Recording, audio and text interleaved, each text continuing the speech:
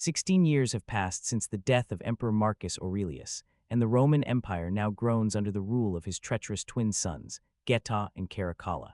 Their reign is marked by greed, cruelty, and endless ambition, slowly eroding the noble vision their father once held for Rome. Corruption spreads through the empire, and unrest simmers both within and beyond its borders. Far from Rome's decay, in the coastal kingdom of Numidia in North Africa, a warrior named Hanno lives a quiet, fulfilling life beside his beloved wife, Arishat. Their peace is shattered when warning horns echo across the city and smoke darkens the horizon. The Roman fleet is approaching. Without hesitation, the couple arms themselves and joins their people inside the fortress walls. Their leader, Jugurtha, addresses the defenders, outlining their final stand against the invading force. Before separating, Hanno and Arishat exchange rings, silently pledging that they will survive and find each other again. Standing atop the battlements, Hanno rallies the fighters with a passionate speech, urging them to defend their home and families at all costs. Roman warships soon emerge from the mist, commanded by the relentless general Acacius. Numidian catapults launch flaming stones, and volleys of arrows rain down upon the approaching fleet. Several ships burn and sink, yet Acacius presses forward, ordering his troops to return fire and maintain formation. Chaos engulfs the shoreline as both sides suffer heavy losses within moments. Once the Roman forces reach the walls, assault platforms are raised and soldiers flood into the fortress.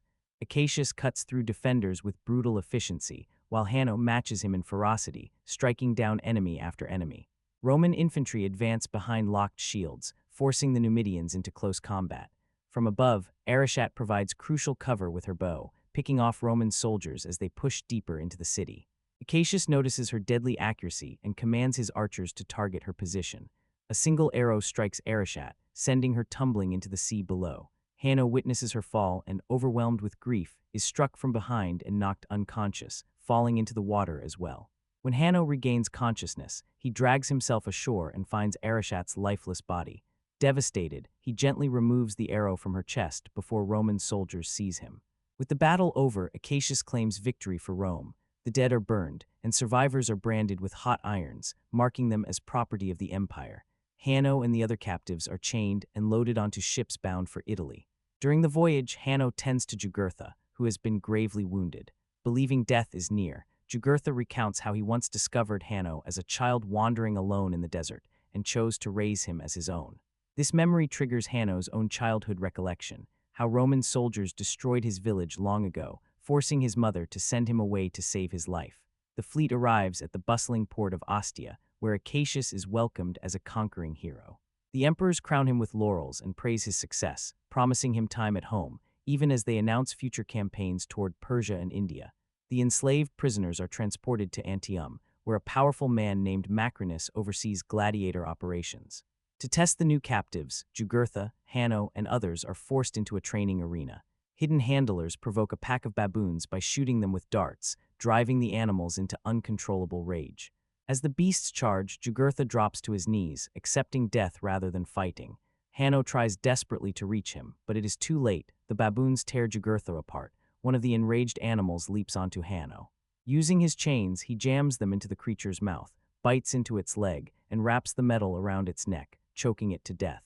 The shocking display of survival and ferocity catches Macrinus' attention, who immediately decides to purchase Hanno for his gladiator stable.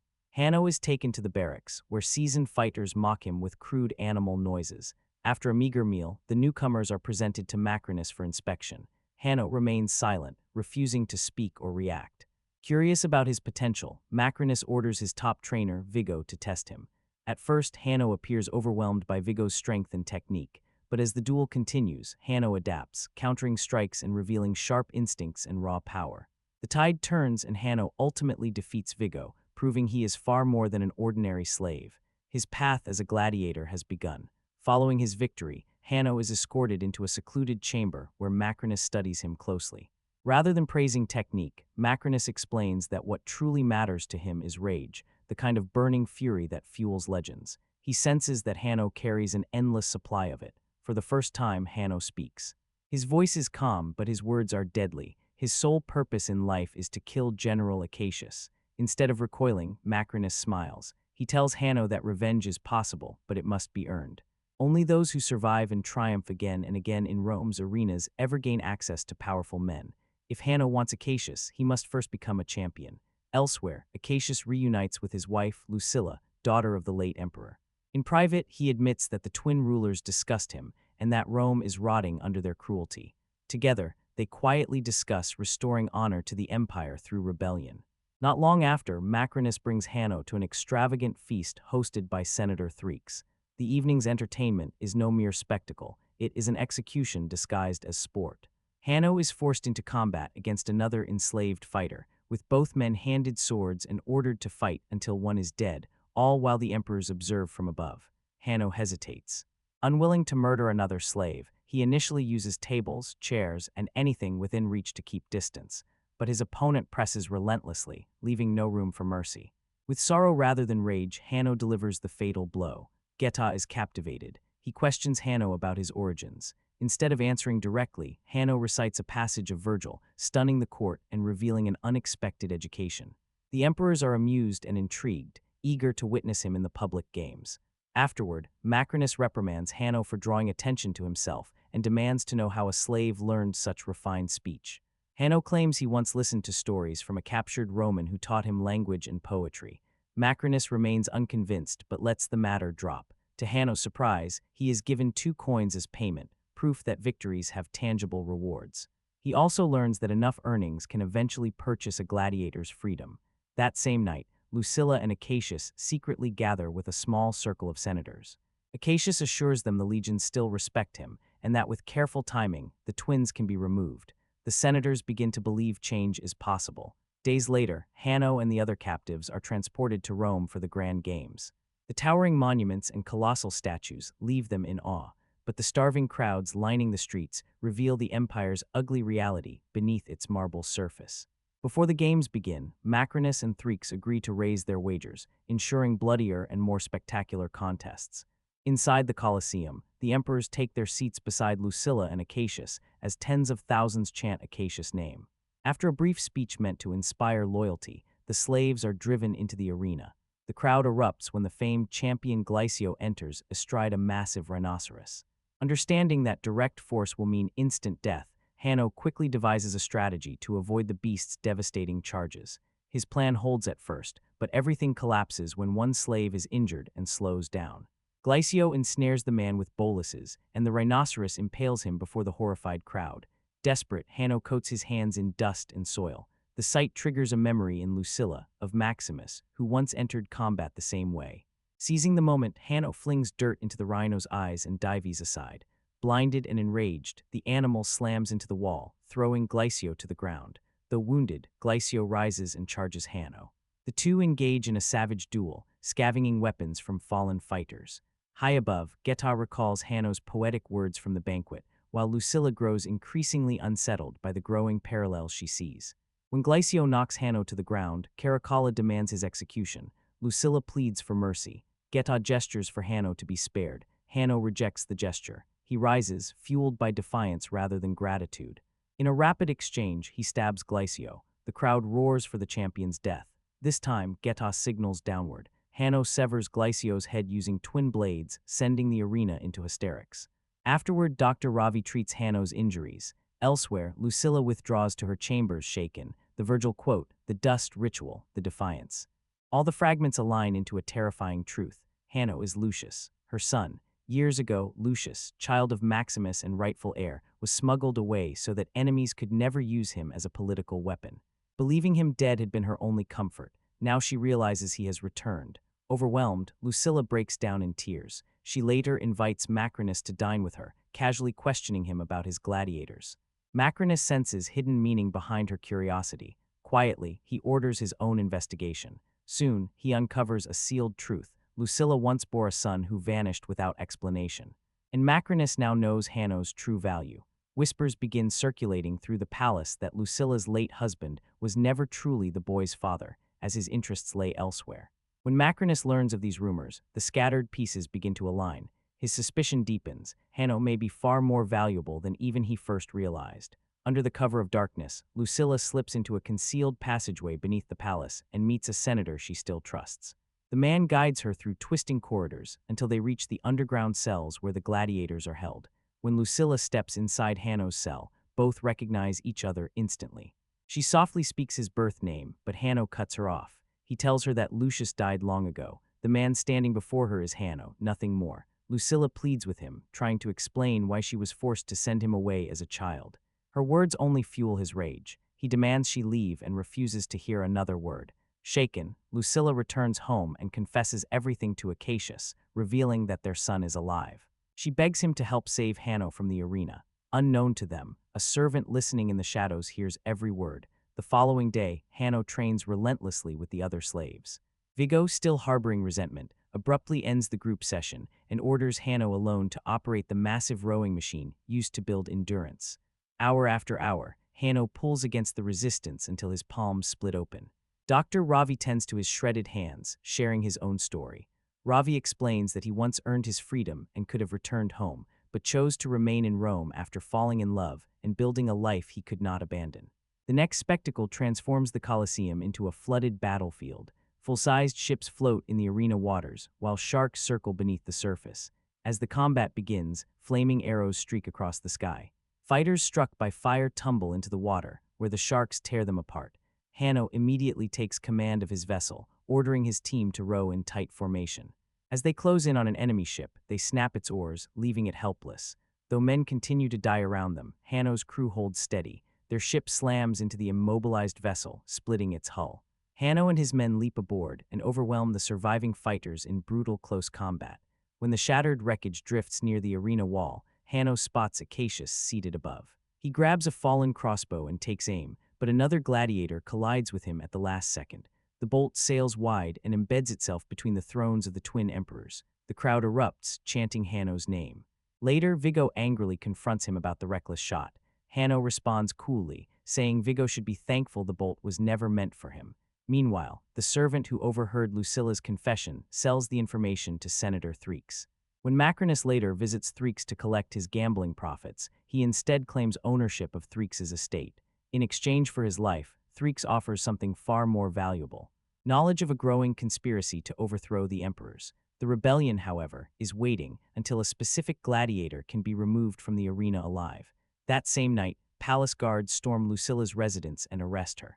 At the same time, Acacius secretly infiltrates the gladiators' quarters with loyal soldiers to free Hanno, but imperial troops lie in ambush. Arrows fly, cutting down Acacius' men. Acacius himself is captured. Lucilla and Acacius are dragged before the twin emperors. Geta condemns them for treason. Acacius only laughs. Caracalla lunges forward, eager to execute him on the spot, but Geta stops him. Their punishment, he insists, must be a spectacle. Macrinus offers a solution. Crucifixion would be too ordinary for a war hero like Acacius. Sending him into the arena, however, would delight the crowds. For the next games, extra guards surround the imperial box. Lucilla is brought in chains. Acacius is forced into the arena first, pitted against multiple Praetorian guards.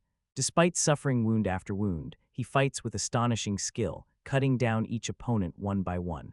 Then Hanno is sent out to face him. The arena falls into tense silence before erupting into divided cheers. The duel is brutal and evenly matched. Steel clashes again and again as neither man yields. Eventually, Acacius begins to tire. He steps back and reveals that he knows Hanno's true identity. Then, to everyone's shock, he drops his weapons in surrender. Geta instantly orders Hanno to kill him. Before the blow can fall, Acacius declares his love for Lucilla and swears that he would have gladly given his life for Maximus. Hanno lowers his sword. The emperors explode with rage. Archers are ordered to fire. Acacius is riddled with arrows and collapses. Seizing the moment, Hanno turns to the crowd and demands to know whether this is how Rome rewards its greatest heroes. The people begin to boo the emperors. Fearing a riot, Geta and Caracalla flee the Colosseum. Later, Macrinus confronts Hanno, demanding to know why he spared Acacius. Hanno answers that he believes Rome can become something better. Macrinus sneers at the idea. To him, Hanno is not a savior, only a weapon. Beyond the walls of the Colosseum, Rome descends into madness. Crowds surge through the streets, shouting for the fall of the twin emperors. Buildings burn. Shops are looted. The empire trembles under the weight of its own fury. Inside the palace, Caracalla and Geta erupt into a vicious argument over who is to blame for the unrest. Accusations fly. Insults turn personal. In a sudden outburst, Geta flings water into Caracalla's face. Caracalla storms out. Macrinus follows closely, whispering poison into his ear. He claims Geta intends to publicly accuse Caracalla of treason and seize sole power. If Caracalla wishes to live, Macrinus insists he must strike first. Overcome by paranoia and rage, Caracalla confronts his brother and slashes Geta's hand with a dagger. Bleeding and shaken, Geta collapses, begging for mercy. He tells Caracalla that he loves him. Caracalla hesitates. Macrinus does not. He guides Caracalla's hand forward, forcing the blade across Geta's throat. Geta dies in silence. By morning, Lucilla, broken and grieving, visits Hanno in his cell. She places Maximus' ring into his palm, a symbol of bloodline, sacrifice, and hope. Hanno offers his condolences for Acacius, and mother and son embrace, finally acknowledging their bond. Caracalla ascends as sole ruler. In grotesque mockery of governance, he jokingly appoints his pet monkey as first consul and names Macrinus as second. Soon after, Macrinus presents Geta's severed head to the Senate, claiming that only expanded authority can prevent further collapse. Fearing chaos, the senators grant him command of the Praetorian Guard. Macrinus later visits Lucilla and reveals his past. He once served as a slave in her father's household. He confesses his ultimate ambition: to wipe out the imperial bloodline and crown himself emperor. Meanwhile, Hanno entrusts Maximus' ring to Ravi, instructing him to deliver it to Acacius' loyal army at Ostia. Before leaving, Ravi discreetly slips Hanno the keys to his cell. Ravi navigates through guarded streets and reaches the general. When the commander sees the ring, he immediately kneels, recognizing it as the sign of Lucius, rightful Prince of Rome. He pledges his forces to Hanno's cause. Back at the Colosseum, Vigo announces that Hanno's next match will be his last. He unveils the wooden sword of freedom, promising Hanno emancipation if he successfully protects his mother. Moments later, Hanno unlocks his cell, ambushes Vigo, and drives the wooden sword through him. The symbol of freedom becomes the spark of rebellion. Inspired, the gladiators break out of their cells, slaughtering guards and seizing weapons. Hanno addresses them, calling on slaves to rise, not as property, but as men. The gates to the arena open. Lucilla is bound to a stake at its center, surrounded by treacherous senators. The crowd chants Hanno's name as he steps onto the sand. Imperial soldiers flood the arena, but the audience showers them with boos. Before the troops can advance, the freed slaves surge forward to protect Hanno. Battle erupts. Caracalla watches in delight. Macrinus does not. He orders cavalry reinforcements into the arena. Mounted soldiers cut down slaves and senators alike. Panic spreads through the stands when an arrow accidentally kills a spectator. The riot explodes. Amid the chaos, Macrinus slips behind Caracalla and kills him. In the arena, Hanno reaches Lucilla, but an arrow strikes her through the heart. Dying in her son's arms, Lucilla urges Hanno to fight for a better Rome. She dies. Macrinus mounts a horse and rides toward the city gates to join the Praetorian Guard. Hanno steals a horse and pursues him. At the outskirts of Rome, the Praetorian Guard collides with Acacius' loyal army. Hanno rides between both forces and shouts his true name, Lucius, son of Maximus, heir to Rome. Hanno tackles Macrinus from his horse, and the two clash in a savage duel. Macrinus proves formidable, shattering Hanno's blade and hurling dirt into his eyes. Macrinus drives Hanno into the river and repeatedly stabs him, but the blows glance off his armor. Beneath the water, Hanno envisions his mother and hears her final words. He surges back to the surface. With renewed strength, he smashes Macrinus' face, retrieves a fallen sword, and in one swift sequence hacks off Macrinus' arm and drives the blade into his abdomen. Macrinus' body drifts away downstream. Remembering his grandfather's dream of a noble Rome, Hanno turns to both armies and calls for unity rather than vengeance. Silence follows, then swords lower. The soldiers stand together. Peace at last. Later, Lucius returns to the Colosseum, carrying the weight of his parents' deaths and the burden of Rome's future. Analysis: what if I told you that legends don't truly die, that even after the greatest warrior falls, his shadow continues to shape the fate of an empire? More than 20 years ago, Gladiator gave us one of the most unforgettable heroes in cinema history, Maximus Decimus Meridius. A man who lost everything, yet chose honor over hatred, a warrior who became a symbol. And now, we return to Rome, not to resurrect the legend, not to rewrite his story, but to explore what happens after a legend becomes history, because the most dangerous question isn't, who was Maximus? It's, what kind of world did he leave behind?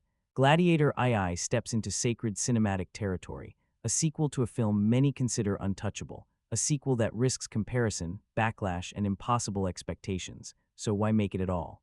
Because this isn't a story about replacing Maximus. It's a story about inheritance, about the burden of legacy, about a boy who once watched a hero die and grew up in a world still haunted by that moment.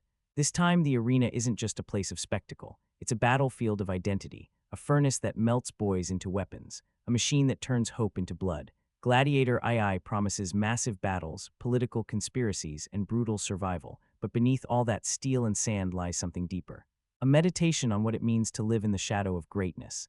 Is legacy a gift or a curse? In this video, we're breaking down how Gladiator II expands the world of the original, what story it's truly trying to tell, the hidden meanings behind its characters and choices, and whether this sequel earns its place beside a cinematic masterpiece. This is not just another sequel. This is a story about what echoes after eternity. Let's enter the arena. Before we dive into betrayals, before blood stains the sand, before destiny tightens its grip, let's talk about where Gladiator II places us in history and what kind of story it's setting out to tell. Gladiator II was released in 2024, directed once again by Ridley Scott, the same filmmaker who gave the world the original Gladiator. But make no mistake, this is not a resurrection story. This is not Maximus returning from the grave. This is a new chapter, set years after the fall of Commodus, in a Rome that is still powerful, still corrupt, and still hungry for blood. The empire did not collapse when one tyrant died.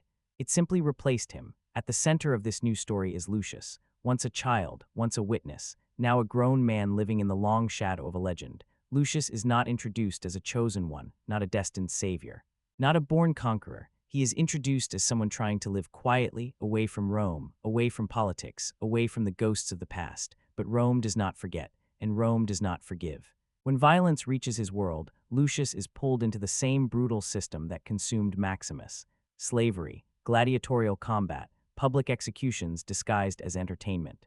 Once again, the Colosseum becomes the heart of the story. But this time, the question isn't, will a slave become a hero? The question is, what happens to a boy who grows up knowing a hero existed and died?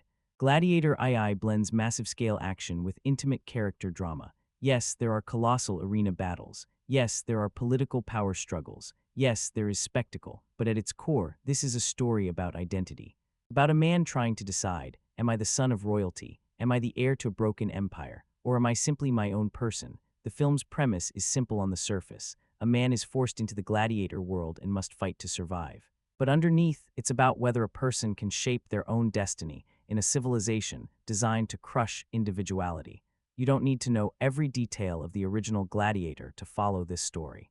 But if you do, every moment carries extra weight, every decision echoes, every choice feels like a response to something that happened long ago. Gladiator II isn't trying to retell the past. It's asking, what grows in the soil watered by a hero's blood? A better world, or just another cycle of violence? Now that we understand where we are and what kind of journey this film promises, let's break down the genres, the emotional tone, and the deeper themes driving this epic forward.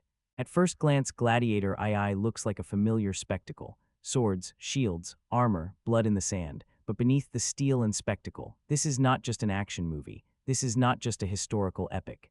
Gladiator II operates in multiple layers. On the surface, it delivers the brutality of ancient combat, but underneath it is a character study, a political tragedy, and a meditation on legacy. Let's start with genre.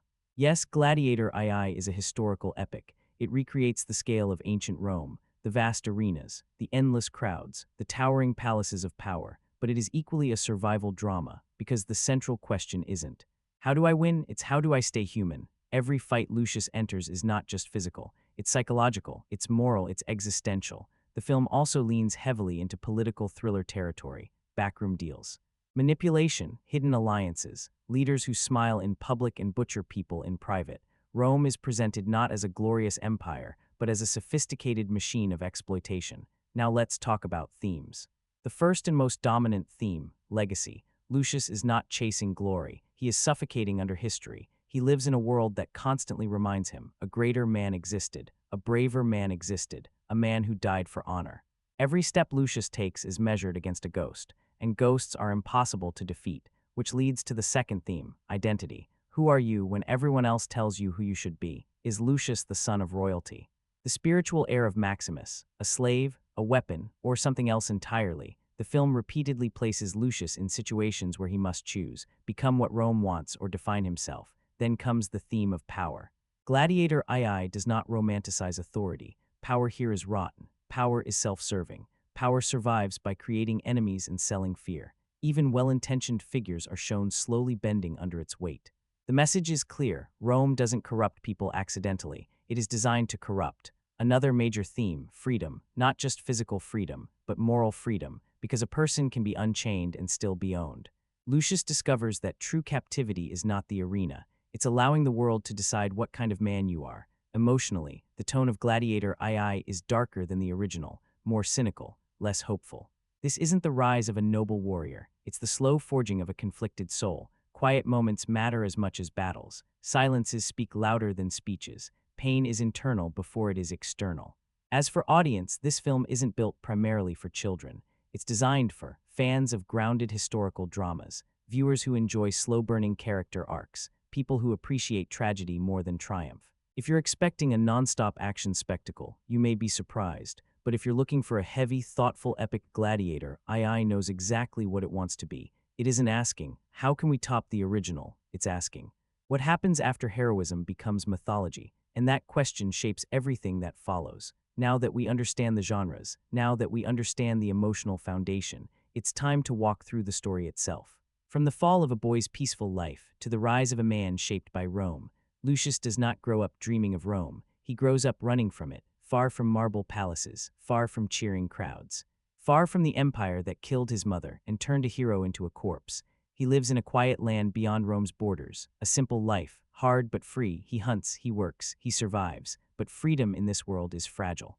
Rome expands, Rome always expands. When Roman legions arrive, they don't come as visitors, they come as owners. Lucius' home is burned, his people are slaughtered, those who survive are chained. Lucius is captured, not because he is special, not because he is known, but because Rome does not care who you are, only what you're worth. He is marched across deserts and coastlines, beaten, starved, stripped of identity, until eventually he is sold, not as a worker, not as a servant, but as a future corpse for entertainment. A gladiator, thrown into a brutal training compound, Lucius quickly learns the truth about the arena. It is not about skill, it is not about courage.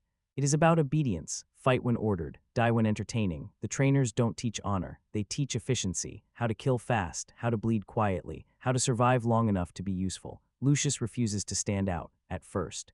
He doesn't fight to impress, he doesn't roar for the crowd, he simply endures, and that quiet endurance becomes dangerous, because powerful men notice survivors. Lucius begins competing in small, brutal exhibitions. His style is different. He doesn't rely on rage, he studies, he adapts, he waits. Instead of charging blindly, he lets opponents make mistakes. Instead of seeking spectacle, he seeks survival. Slowly, reluctantly, he starts winning. Each victory pulls him deeper into Rome's machinery. He is transferred to larger arenas, better housing, better food, but worse chains, because the higher you rise, the more visible you become. Lucius attracts the attention of wealthy elites who gamble on fighters like racehorses, politicians who see gladiators not as warriors but as symbols, tools, propaganda. They sense something in Lucius, a presence, a restraint, a face that crowds remember. Rumors begin circulating, whispers about his lineage, whispers about who he might be. Lucius doesn't confirm them, he doesn't deny them, he barely speaks. But inside, a war is growing. He remembers stories of Maximus, not as myth, but as a man who chose principle over survival. And Lucius starts asking himself, if I keep fighting only to live, what kind of man does that make me? The turning point comes when Lucius witnesses a fellow gladiator executed after winning. The man disobeyed a command, refused to finish off a defeated opponent. The crowd boos, the officials nod, the guards kill him anyway. Lucius realizes something terrifying. You can fight perfectly and still die. You can win and still be disposable. That night, Lucius stops seeing himself as a prisoner. He starts seeing himself as a participant. And participation is a choice. He begins training harder, not for fame, not for reward, but for control. He studies Roman politics. He listens to conversations. He watches who bows to whom, who whispers, who flinches. Lucius understands that the arena is only the surface. The real battlefield is power. As his victories pile up, Lucius becomes popular with the masses. The people don't know who he is. They don't know his past, but they sense something different. He doesn't celebrate kills. He doesn't mock fallen enemies. He kneels beside dying fighters. Sometimes he helps them stand. Sometimes he ends suffering quickly. The crowd begins chanting his name, a name chosen by others. A name he never asked for. And just like that, Lucius becomes what he feared most. A symbol, not a king, not a general, but something Rome hasn't seen in a long time. A gladiator people respect, which makes him dangerous. Political forces start circling. Some want to use him, some want to control him, some quietly want him dead. Lucius is offered favors, protection, influence. He refuses most of them, not because he's noble, but because he understands traps. The more strings you accept, the less free you become. Meanwhile, unrest grows in the city. Food shortages, tax increases, military losses. The empire is cracking beneath its golden surface. Lucius is pushed into higher-profile matches, grand arenas, packed crowds, matches designed not for fairness but for messaging. Rome wants spectacles that reinforce dominance. Lucius keeps winning. But each victory costs him a piece of himself. He begins having dreams, not of Maximus' face, but of open fields, wind, silence, freedom, things that feel unreal now. Eventually, Lucius is confronted with the truth about his heritage, not as a dramatic reveal, not as a triumphant moment, but as a political calculation. People don't tell him because they care. They tell him because they want leverage.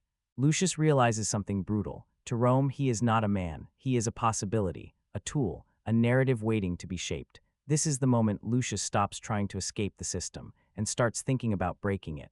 Not with speeches, not with rebellion armies, but with exposure. He continues fighting. But now every victory has intent. Every public moment is deliberate. Every interaction is measured. Lucius becomes unpredictable, sometimes merciful, sometimes ruthless, always controlled. The elite cannot decide whether he is an asset or a threat. That uncertainty terrifies them. As the story moves toward its climax, Lucius is no longer fighting just opponents. He is fighting an idea, the idea that Rome is eternal, the idea that power cannot be questioned, the idea that slaves exist to die quietly. Lucius doesn't declare himself a savior. He doesn't claim destiny. He simply refuses to play the role assigned to him. And in Rome, refusal is rebellion. By the time Lucius steps into the final stages of his journey, he is no longer a boy trying to survive. He is no longer just a gladiator. He has become something Rome cannot categorize. And that is the most dangerous thing a person can be. Now that we've followed Lucius' rise, it's time to confront the final moments of his journey. What his last choices truly mean, and how Gladiator II redefines victory. Everything Lucius has endured, every wound, every loss, every compromise, it all leads here, not to a throne, not to a coronation, but to a moment of irreversible choice. As Rome teeters on the edge of internal collapse, the ruling powers attempt one final strategy. They try to turn Lucius into their champion, not a hero for the people, but a controlled symbol. A weapon wrapped in popularity. If Lucius stands with them publicly, unrest can be redirected, anger can be pacified, hope can be manufactured. Lucius is offered protection, status, influence, everything a slave is supposed to dream of. And Lucius understands the trap immediately. Because accepting power inside a corrupt system does not change the system, it only decorates it. The final act unfolds on two parallel battlefields, one visible, one invisible. The visible battlefield is the arena. Rome's favorite solution, blood as distraction. Lucius is placed into a high-profile match meant to crown him as Rome's new golden gladiator, a spectacle engineered for propaganda. But behind the spectacle, Lucius has already set something in motion. Throughout the film, Lucius has quietly gathered knowledge, who profits from the slave trade, which senators order executions, which generals falsify victories, which officials steal food while citizens starve. He has not been collecting allies, he has been collecting truth. As the crowd fills the Colosseum, Lucius walks into the arena knowing this fight is not about winning, it's about timing. The match itself mirrors Maximus' final battle, two skilled fighters, two exhausted bodies, a roaring crowd demanding death. Lucius fights with restraint, not showmanship, not cruelty. He disarms his opponent, knocks him down, holds a blade to his throat. The crowd chants, "Kill, kill, kill," and Lucius does something that breaks the script. He lowers his weapon. Silence spreads. In that silence, Lucius speaks, not with a grand speech, not with poetry, but with simple, undeniable facts. He names corrupt officials. He exposes hidden executions. He reveals how gladiators are murdered even after obeying orders. He forces Rome to look at itself. The rulers attempt to intervene. Guards move, but the damage is already done. The crowd is no longer unified. Some shout, some argue, some demand answers. Rome's greatest weakness is exposed. It only functions when people agree to pretend. Violence erupts in the stands. Political figures flee. The illusion cracks. Lucius does not seize the throne. He does not declare revolution. He does not crown himself emperor. Instead, he walks away from the center, not as a conqueror, not as a ruler, but as a living contradiction to Rome's philosophy. This choice is the core of the ending. Maximus proved that a man can die with honor. Lucius proves that a man can live without becoming what he hates. Symbolically, Lucius becomes the bridge between two ideas, the age of warriors who win through slaughter and the possibility of a future shaped by exposure, resistance, and refusal. In the final moments, Lucius leaves Rome, not to hide. Not to escape, but to ensure he never becomes owned again. He carries no crown, no army, no title, only a reputation Rome cannot erase. The ending deliberately avoids neat resolution. Rome does not fall. The empire does not suddenly become good, because that wouldn't be honest. Instead, the film suggests something more realistic. Change does not arrive as a single explosion. It begins as a fracture, a question, a crack in belief. Lucius does not save Rome. He infects it with doubt, and doubt is lethal to tyrannies. The final image echoes the original film's closing shot: open space, natural light, quiet. But where Maximus found peace in death, Lucius finds purpose in survival. Gladiator II ends not with triumph, but with transformation. Not the transformation of an empire, but of a man who refuses to become a monster in order to defeat monsters. And that makes the ending quietly radical, because in a genre obsessed with bigger battles and higher body counts, Gladiator II chooses something far more dangerous: a hero who walks away from power. Now that we understand how it ends, let's uncover the hidden layers beneath the surface. The symbols, the visual storytelling, the details most viewers miss. Gladiator II may look like a straightforward historical epic, but beneath the blood, armor, and spectacle, the film is quietly speaking in symbols, whispering meaning through images, planting ideas long before they bloom. Let's peel back the surface, because some of the most important storytelling in Gladiator II happens without dialogue. One of the first visual patterns you may notice is open space versus enclosure. Whenever Lucius is shown in moments of reflection, the camera places him in wide environments: fields, coastlines, open sky, breathing room. But every time Rome tightens its grip, the framing changes.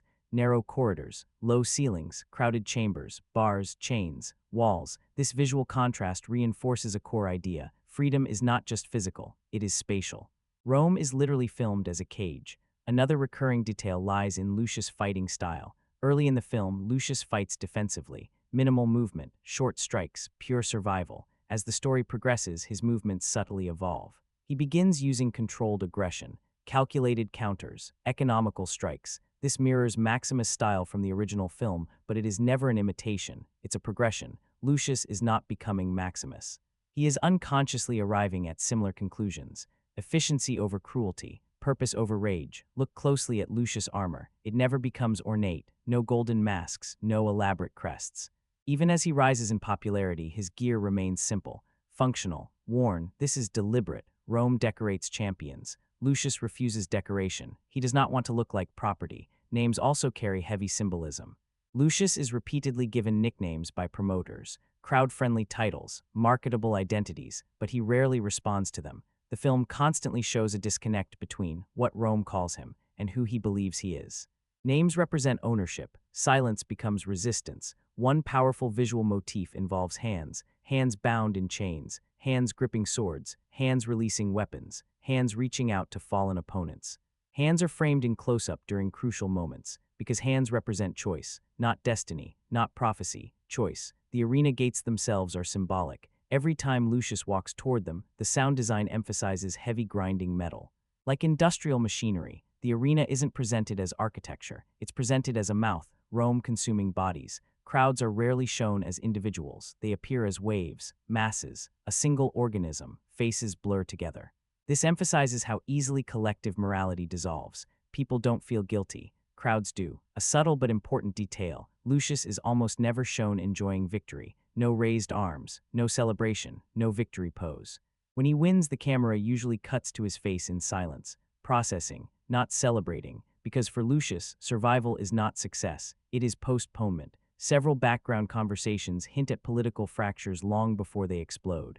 Senators arguing about resource shortages, military officers complaining about overstretched legions, merchants raising prices. These lines are often half-heard, easily missed, but they quietly build the sense that Rome is already rotting. Foreshadowing also appears through dreams. Lucius dreams of landscapes he has never seen: wide plains, empty horizons. This suggests that freedom is not tied to memory. It is instinct, a human longing older than civilization. Perhaps the most important symbolic choice: the absence of Maximus' physical presence. No flashback recreations, no digital resurrection. no spectral appearances. Instead, Maximus exists only through consequences, through stories, through impact, through changed lives. This reinforces the film's core message. Legends do not live through images, they live through behavior. Finally, the film repeatedly returns to mirrors and reflections. Lucius staring at distorted reflections in metal surfaces, water, polished armor. He never sees a clear image of himself, because his identity is still forming. He is unfinished. Gladiator II is not a film that hands you meaning. It invites you to notice it, to feel patterns, to connect images, to realize that every sword swing is also a philosophical question, not just who wins, but who are you becoming. Because in this story, the real battle isn't in the arena. It's inside a man deciding whether to become a monster or remain human. Now that we've explored the hidden language of the film, let's step behind the camera. Into the making of Gladiator II, the training, the production challenges, the fascinating behind-the-scenes details. To truly understand Gladiator II, you have to look beyond the screen, beyond the blood, beyond the armor.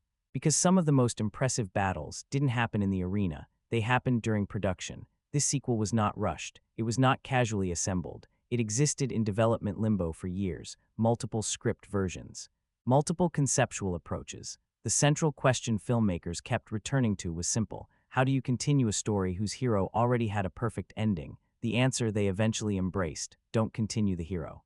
Continue the consequences. From the very beginning, the creative team decided on a crucial rule. Maximus would never be digitally resurrected. No CGI face, no artificial performance, no flashback recreation.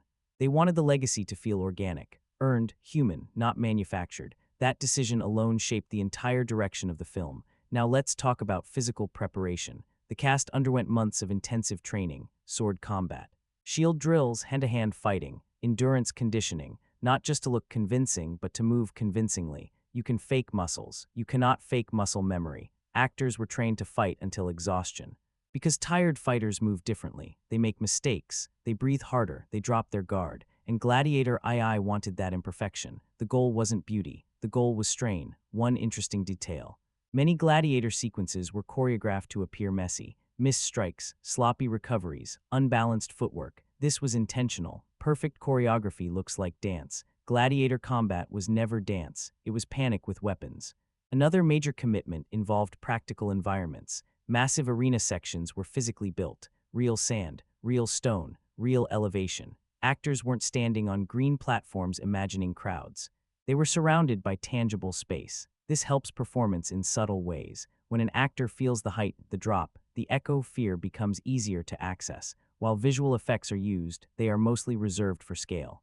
Extending crowds, expanding cityscapes, enhancing background architecture. The core action remains grounded in physical reality. The production also worked with historians and consultants, not to achieve perfect accuracy, but to establish believable texture. Costumes show wear, fraying, dirt embedded in fabric, armor scratched, bent, uneven. Nothing looks freshly manufactured, because nothing in this world is new. Another fascinating detail: different social classes were assigned distinct color palettes. Elites wear muted golds, deep reds, and polished surfaces. Slaves and gladiators are dominated by browns, grays, and dull iron tones.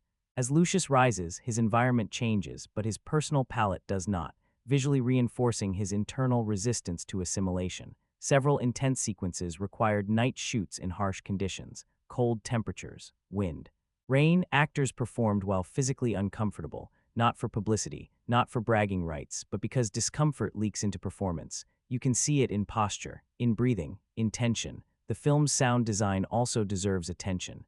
Weapons are not stylized. They sound heavy, clumsy, metal colliding with bone, armor scraping, bodies hitting sand with dull thuds. No exaggerated hero clangs, no fantasy sheen, just weight. One small but telling piece of trivia: many background extras were instructed not to act as spectators. Instead, they were given simple motivations. You are bored, you are drunk, you are gambling, you are angry, you are desperate. This produces uneven crowd behavior.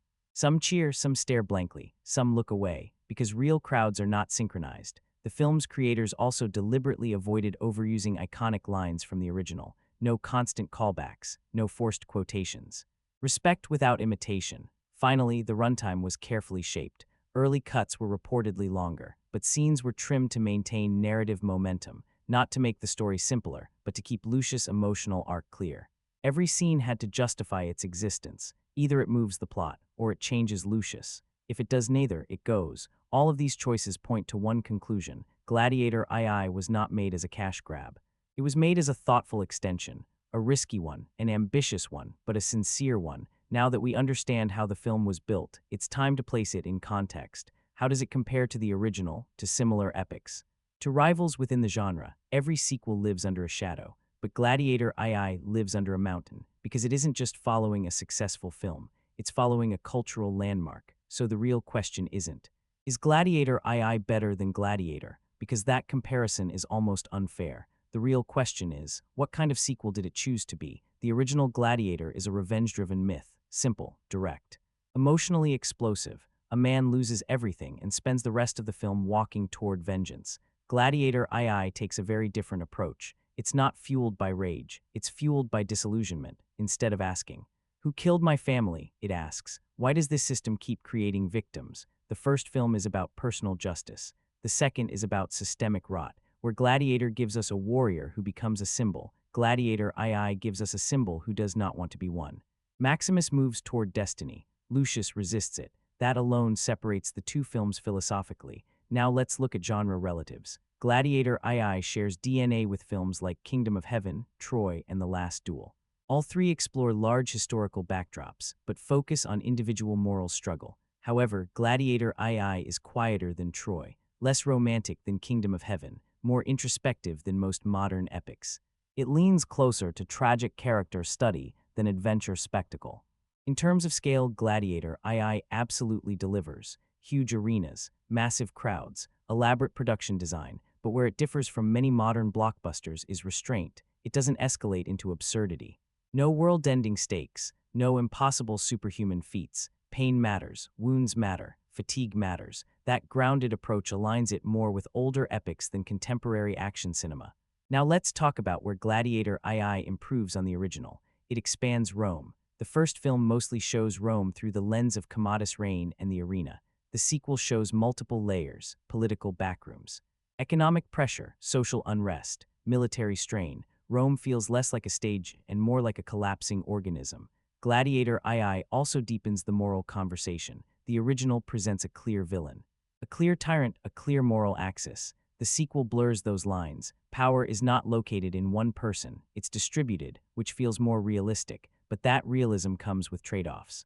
Where Gladiator excels in emotional immediacy, Gladiator II is more distant. Maximus' motivation is primal and easy to grasp. Lucius' internal struggle is quieter, more psychological. Some viewers will find this richer. Others will find it colder. Another major difference: iconic moments. The original Gladiator is packed with instantly quotable lines and unforgettable scenes. Gladiator II intentionally avoids chasing that type of lightning. It prioritizes cohesion over individual showstoppers, which can feel less electrifying but more cohesive. In short, Gladiator is a punch to the chest. Gladiator II is a slow, tightening grip. Neither approach is inherently superior. They serve different emotional experiences. So if you go into Gladiator II expecting another Maximus, another revenge rampage, another operatic blood-soaked rise, you may walk away disappointed. But if you go in expecting a darker, more reflective continuation, a meditation on consequences, a character study set inside an empire, you'll likely find more to appreciate. Gladiator II does not try to outdo its predecessor. It tries to stand beside it, not as an echo, but as an answer. Now that we've compared Gladiator II to its roots and its genre rivals, let's talk about how the world responded. What audiences thought, what critics argued, and where this film ultimately landed. The moment Gladiator II was announced, the battle began, not on screen, but online. Forums exploded, comment sections ignited.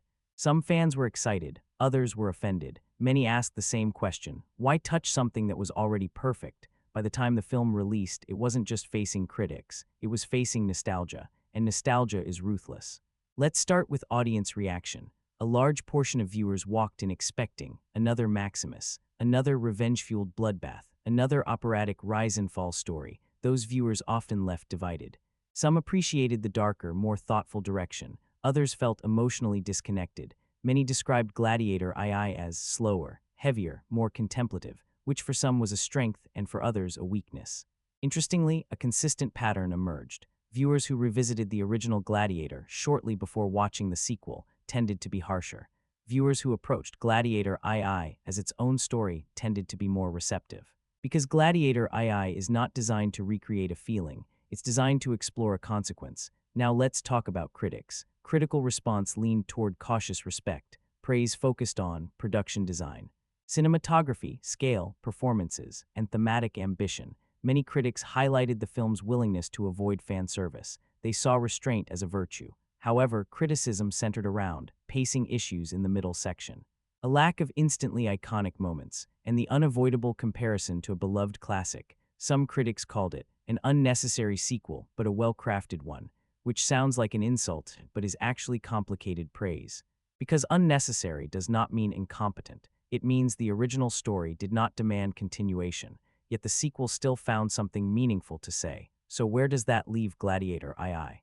It exists in a strange space, not a universal crowd pleaser, not a critical darling, not a disaster, not a masterpiece. It is divisive, and divisive films often age better than universally liked ones. Because divisive films take risks, they make choices, they commit to a perspective. Gladiator II refuses to be comfortable. It refuses to be nostalgic comfort food. It refuses to simply remix greatness. That alone guarantees polarized reactions. Over time, perception may shift, as expectations cool, as comparisons soften, as audiences revisit it not as the sequel to Gladiator, but as a story set in the Gladiator world. If that happens, Gladiator II may slowly gain appreciation. Not as a replacement, not as a superior, but as a thoughtful companion piece. So is Gladiator II underrated? For viewers expecting spectacle-first entertainment, probably not. For viewers seeking a somber, reflective epic, possibly yes, because this film isn't trying to make you cheer, it's trying to make you think, and movies that aim for thought rarely dominate opening weekend conversations. But they often linger. Now that we've explored how the world received Gladiator II, there's only one question left. Does it work? Let's bring everything together: strengths, weaknesses, who this movie is truly for. Chapter 10. Final verdict and recommendation. Convert Part 1 Chapter 10 into a powerful YouTube script. Resolute music begins, slow strings, steady pulse. So, after the blood has dried, after the dust has settled, after the echoes of the arena fade, what is Gladiator II? It is not a replacement. It is not a reboot. It is not a nostalgia machine. Gladiator II is a continuation of an idea. An idea about what happens after heroism. An idea about what legacies actually do to the people who inherit them. Let's talk about strengths. First, the film's greatest strength is its intent. It knows exactly what kind of story it wants to tell. It does not chase applause. It does not chase spectacle for spectacle's sake. It commits to a darker, more introspective path. Second, the central performance anchors the entire film. Lucius feels human, flawed, conflicted, tired. He is not a power fantasy. He is not a mythic warrior. He is a man being slowly shaped by forces he does not control. That grounding makes the journey believable. Third, the world building is exceptional. Rome feels alive, oppressive, layered, not a backdrop, but a character. The production design, sound, and cinematography work together to create an empire that feels heavy, old, crushing. Now let's talk about weaknesses. Gladiator II is slower than many viewers will expect. It prioritizes atmosphere over momentum. Some sections linger. Some scenes breathe longer than necessary. If you prefer constant narrative propulsion, you may feel the drag. The film also lacks the raw emotional simplicity that made the original instantly iconic. Maximus' motivation was crystal clear. Lucius' internal struggle is subtler, more abstract. That subtlety will resonate with some and distance others. Finally, no matter how well crafted it is, Gladiator II cannot escape comparison. And comparison to a masterpiece is a brutal standard, not because the sequel fails, but because the original occupies a rare cultural space. So, who should watch Gladiator II?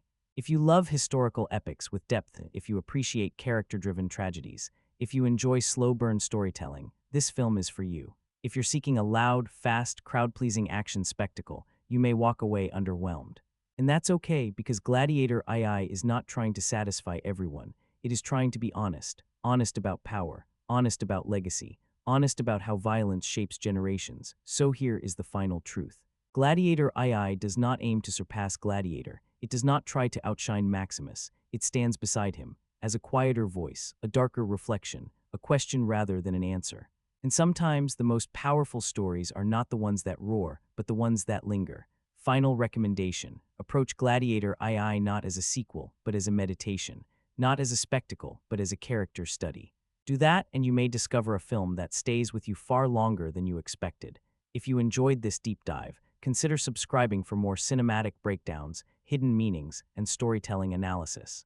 Until next time, walk in honor. Reviws, set 16 years after the passing of Marcus Aurelius and the collapse of his dream for a noble Rome, the empire now suffers under the rule of the corrupt twin emperors, Geta and Caracalla. Lucilla remains in the capital, quietly attempting to resurrect her father's vision with the support of her respected husband, General Acacius. When Acacius leads a brutal campaign against Numidia in 200 AD, tragedy strikes. Lucius loses everything, his home, his freedom, and his wife, leaving him captured and forced into slavery as a gladiator. Enter Macrinus, a calculating power broker who recognizes Lucius's raw potential and purchases him as an investment. The setup is serviceable, though largely unnecessary. The film opens with an animated reminder of the deaths of Maximus and Commodus, a choice that feels redundant rather than meaningful. While the sequel keeps a narrative link to Lucilla, the storyline soon lanes into an overly convenient twist that strains credibility and pulls attention away from what could have been a more interesting direction. Up until that point, the film hints at becoming something more than a simple echo of its predecessor. Denzel Washington dominates every scene he appears in, clearly enjoying himself, and his performance becomes one of the movie's few standout elements. There are traces of political commentary here, but they remain vague and underdeveloped, never quite landing with impact. In the end, the experience is fine. It exists, I've seen it, and I suspect I'll forget most of it. This sequel also reinforces why I have never fully connected with Ridley Scott's filmmaking style.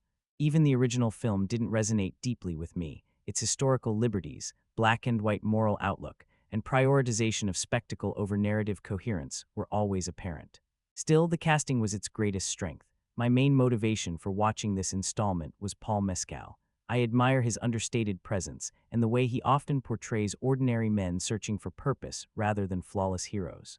Sir Derek Jacobi's brief return was welcome. As for Denzel Washington's involvement, it feels less like a creative necessity and more like a commercial decision.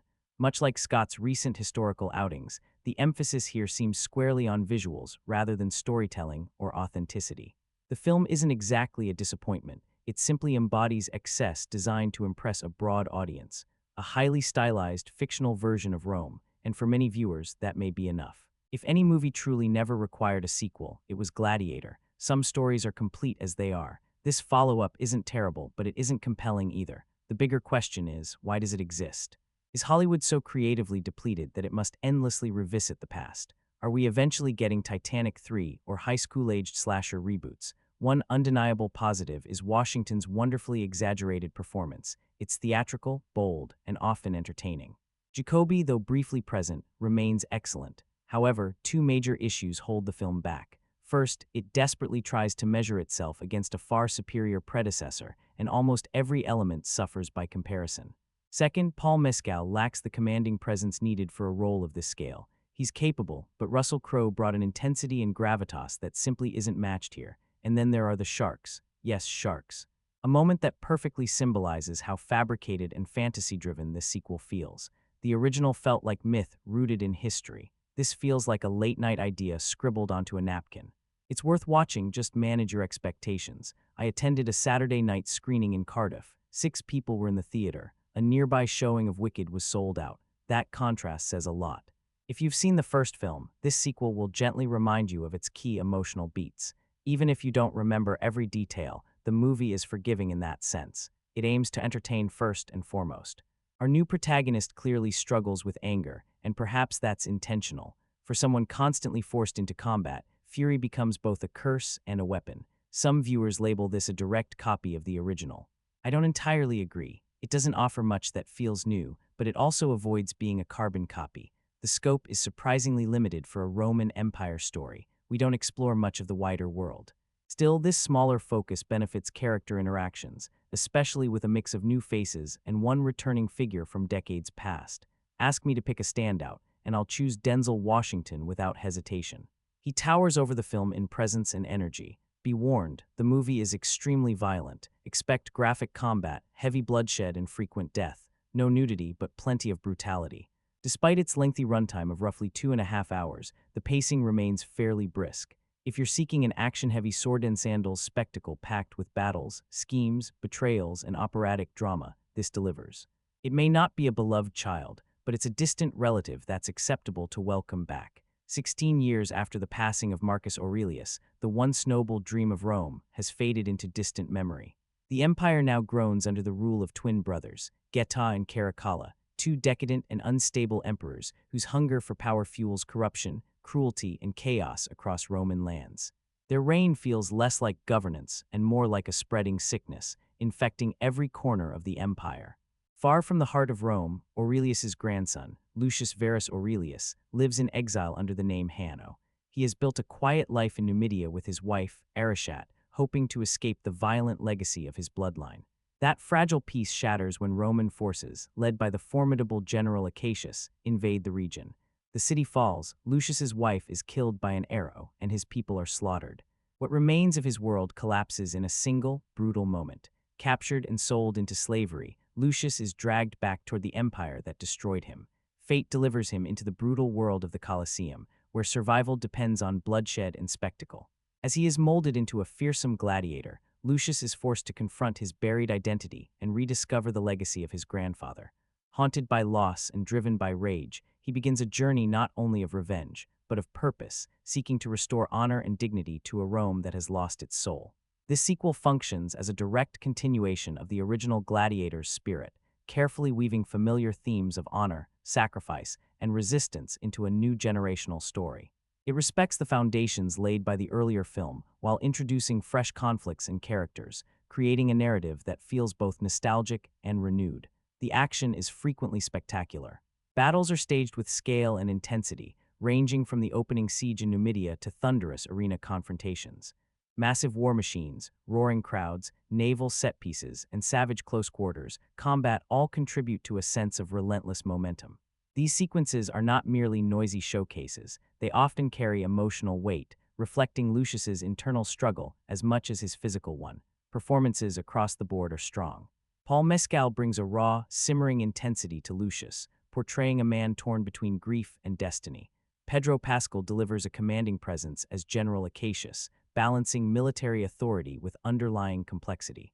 Connie Nielsen's return as Lucilla adds emotional continuity, presenting her as a resolute and quietly defiant figure navigating treacherous political waters. Joseph Quinn and Fred Hetchinger are particularly effective as the unhinged emperors, embracing their characters' cruelty and volatility with unsettling energy. The supporting cast is stacked with familiar faces who enrich the world with texture and gravitas, while Denzel Washington nearly steals the film with a magnetic performance that grows increasingly central as the story unfolds. Visually, the film is striking. The cinematography echoes the earthy tones and grand compositions of the original, capturing sweeping landscapes and torchlit interiors with painterly elegance. Production design is lavish, from crumbling fortresses to the towering Colosseum, immersing viewers in a richly realized ancient world. At times, however, the heavy reliance on digital effects becomes noticeable, occasionally undermining the otherwise tactile feel of the environments. The musical score is both sweeping and intimate, carrying emotional weight while subtly echoing the iconic themes of the first film. These musical callbacks, especially during reflective or memory-driven moments, reinforce the sense of legacy running through the narrative. Historically, the film borrows loosely from real events surrounding the short and turbulent joint reign of Caracalla and Geta, emphasizing their rivalry and excesses. While accuracy often takes a backseat to drama, the spirit of that violent and unstable period remains intact, serving the story's darker tone. Produced with grand ambition and guided by Ridley Scott's unmistakable visual sensibility, the movie feels like a return to the operatic scale that defined his earlier epics. It may take liberties with history and characterization, but it compensates with emotional drive, memorable performances, and thunderous spectacle. In the end, this sequel succeeds as both homage and evolution. It does not attempt to replace the original's legacy, but instead builds upon it, offering a powerful tale of loss, vengeance, and the enduring hope that even in the darkest age, someone may still rise to fight for a better Rome. This film comfortably sits within the director's familiar territory of historical epics, much like Napoleon, Robin Hood, Kingdom of Heaven, The Duelists, and Black Hawk Down. I found it entertaining, competently acted, rooted in classic sword and sandals tradition, and briskly paced. Rewatching Gladiator beforehand might help as a refresher, but even without that, I didn't feel this movie was merely a lazy copy, as some critics suggest. While echoes of the original are undeniable, this sequel stands reasonably well on its own. That said, viewers will need to accept some exaggerated spectacle, such as a flooded coliseum transformed into a miniature sea arena complete with lurking sharks. These moments lean more toward fantasy than realism, but they are clearly designed to impress. The story reveals that the central hero is actually the son of Maximus, with brief flashbacks featuring Russell Crowe to reinforce this lineage. Hanno's true identity is eventually uncovered as Lucius Verus Aurelius, once his mother Lucilla recognizes the boy she secretly sent away years earlier to save his life. Paul Mescal delivers a solid performance, restrained, wounded, and determined, though he never quite reaches the larger-than-life charisma that made Maximus unforgettable. Serving as his handler in the arena, Denzel Washington plays Macrinus, an ambitious and calculating figure whose hunger for authority drives much of the political intrigue. The ruling emperors portrayed as spoiled and unstable brothers feel dangerously unfit for leadership, making their grip on power both puzzling and unsettling. Like its predecessor, the film provides grand-scale action, elaborate costumes, and brutal arena combat meant to satisfy fans of epic adventure. While it doesn't surpass the emotional impact or cultural weight of the original, it remains a respectable effort. Director Ridley Scott still demonstrates a strong command of visual storytelling, even if some of the magic has faded with time. The original Gladiator left a massive legacy, winning multiple Academy Awards and reshaping modern historical cinema. A sequel had circulated in various forms for years, including an abandoned script concept, before finally reaching the screen decades later. Set years after Marcus Aurelius's death, Rome is now under the rule of two corrupt twin emperors. Meanwhile, Lucius, living under the alias Hanno, has built a quiet life with his wife in Numidia. That fragile peace is shattered when Roman forces invade, killing his wife and capturing him. He is sold into slavery and eventually ends up in the hands of Macrinus, who trains fighters for profit. Forced into the arena, Lucius faces savage opponents, including wild animals, and proves himself a capable warrior despite having no desire to become a gladiator. Macrinus manipulates him with promises of freedom and revenge against General Acacius, the man responsible for destroying his home. Back in Rome, Acacius is celebrated as a hero, though he grows increasingly disillusioned with endless conquest. Political tensions rise as senators and Lucilla quietly conspire to remove the emperors and restore the republic. When Lucius's true identity is discovered, old wounds reopen, especially between mother and son, whose reunion is marked by bitterness rather than comfort. A particularly striking sequence recreates a massive naval battle inside the Colosseum, where Lucius once again proves his leadership. Later, he is ordered to kill Acacius in public but refuses, showing that he still believes Rome can change.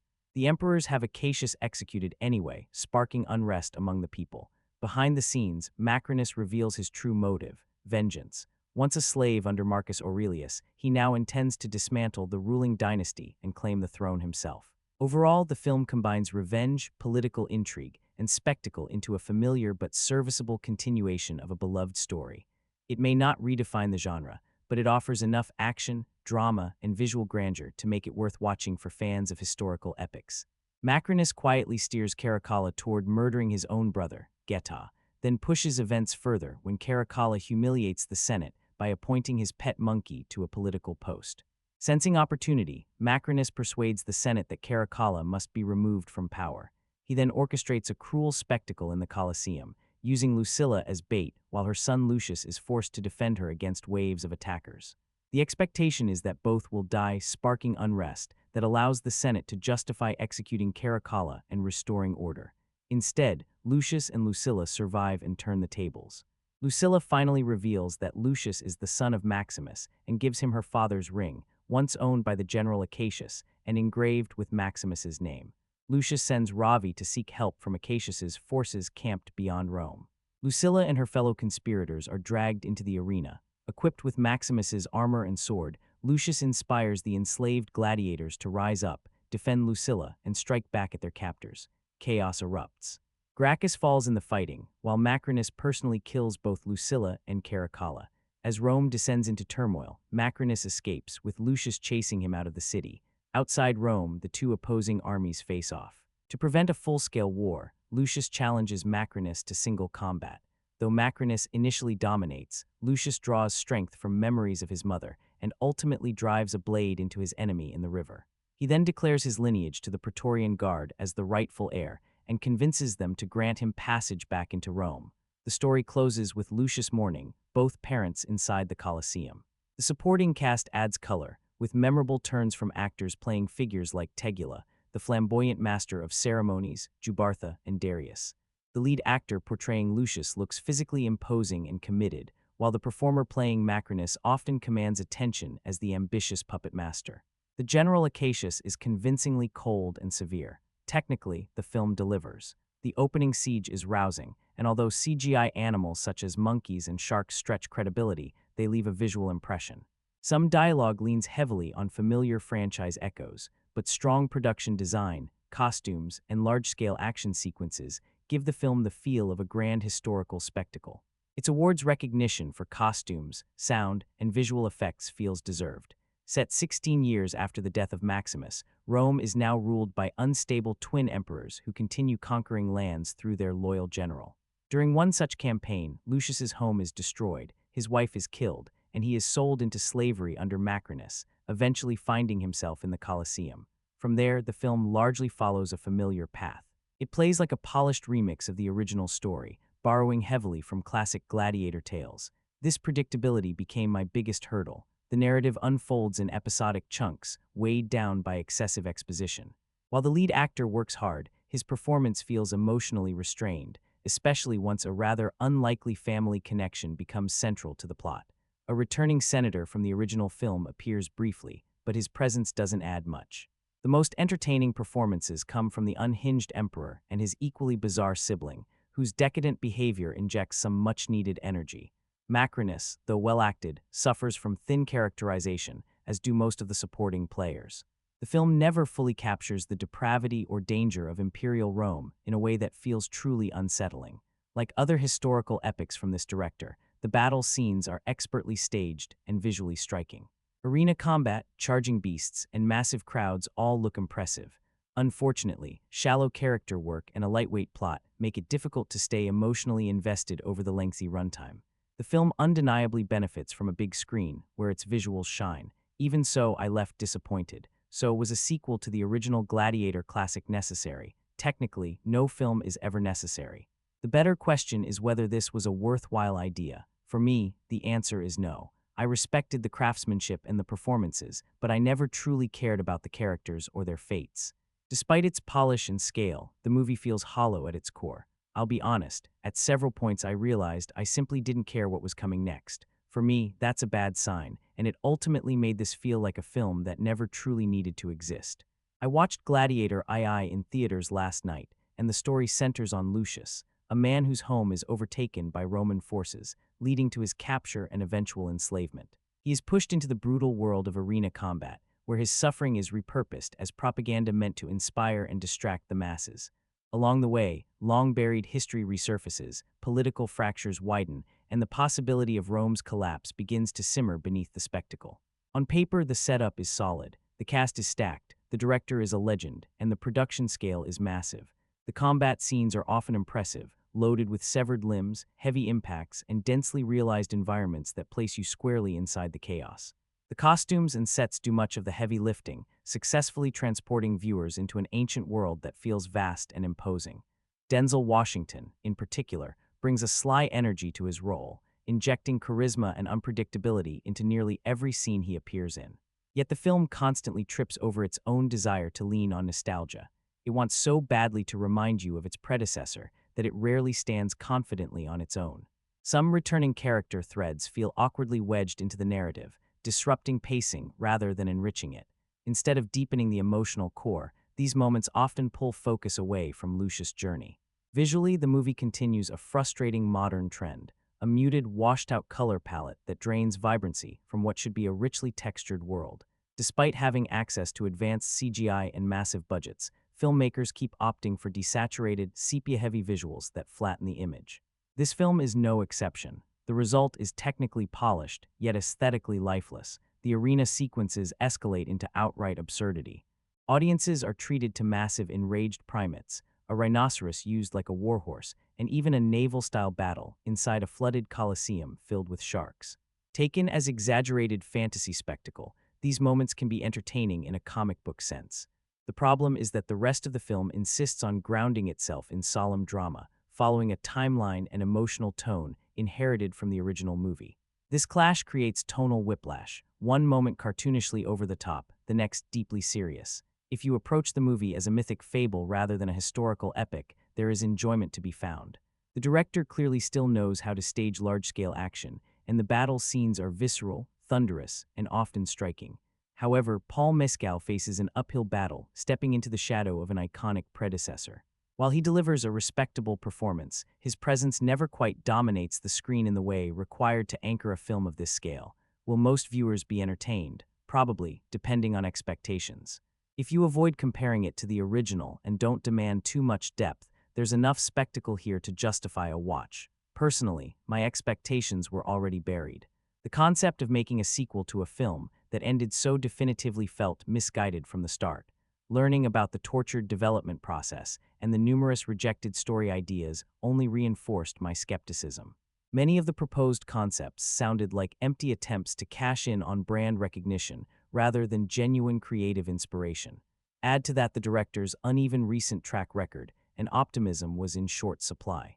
Still, curiosity got the better of me. The opening sequence features large-scale combat, intense violence, and a bleak outcome, but it feels misplaced, as though it belongs to a different movie entirely.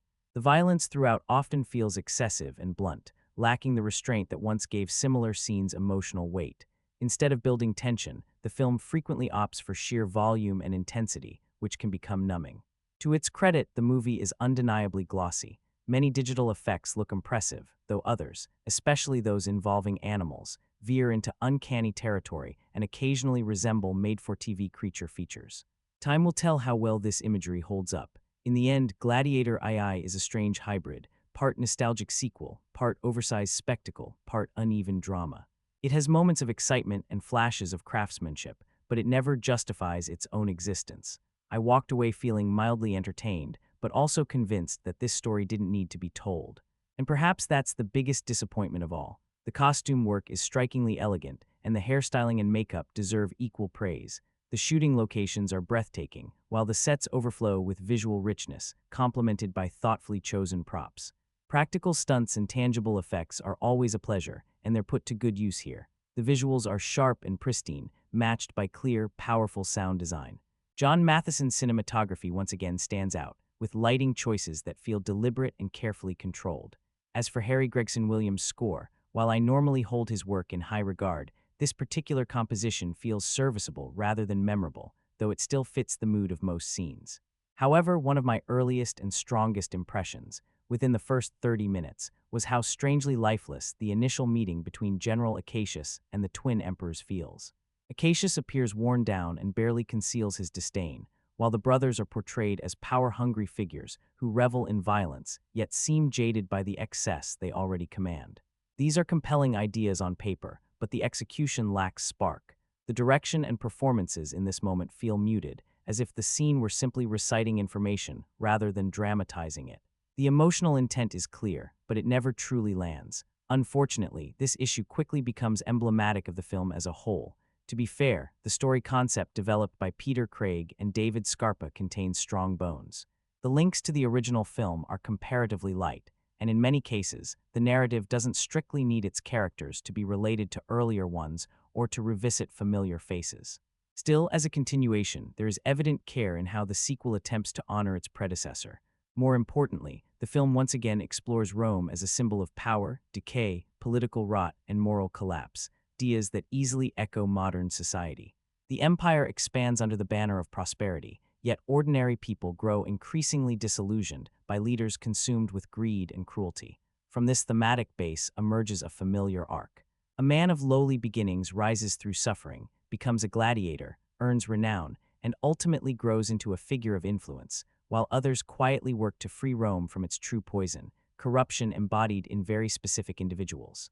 The trouble lies in the details. As the screenplay pushes harder to mirror the original film, the experience grows increasingly wearying. Echoes appear everywhere, in lines of dialogue, visual parallels, and story beats meant to underline connections between Lucius/Hanno and Lucilla.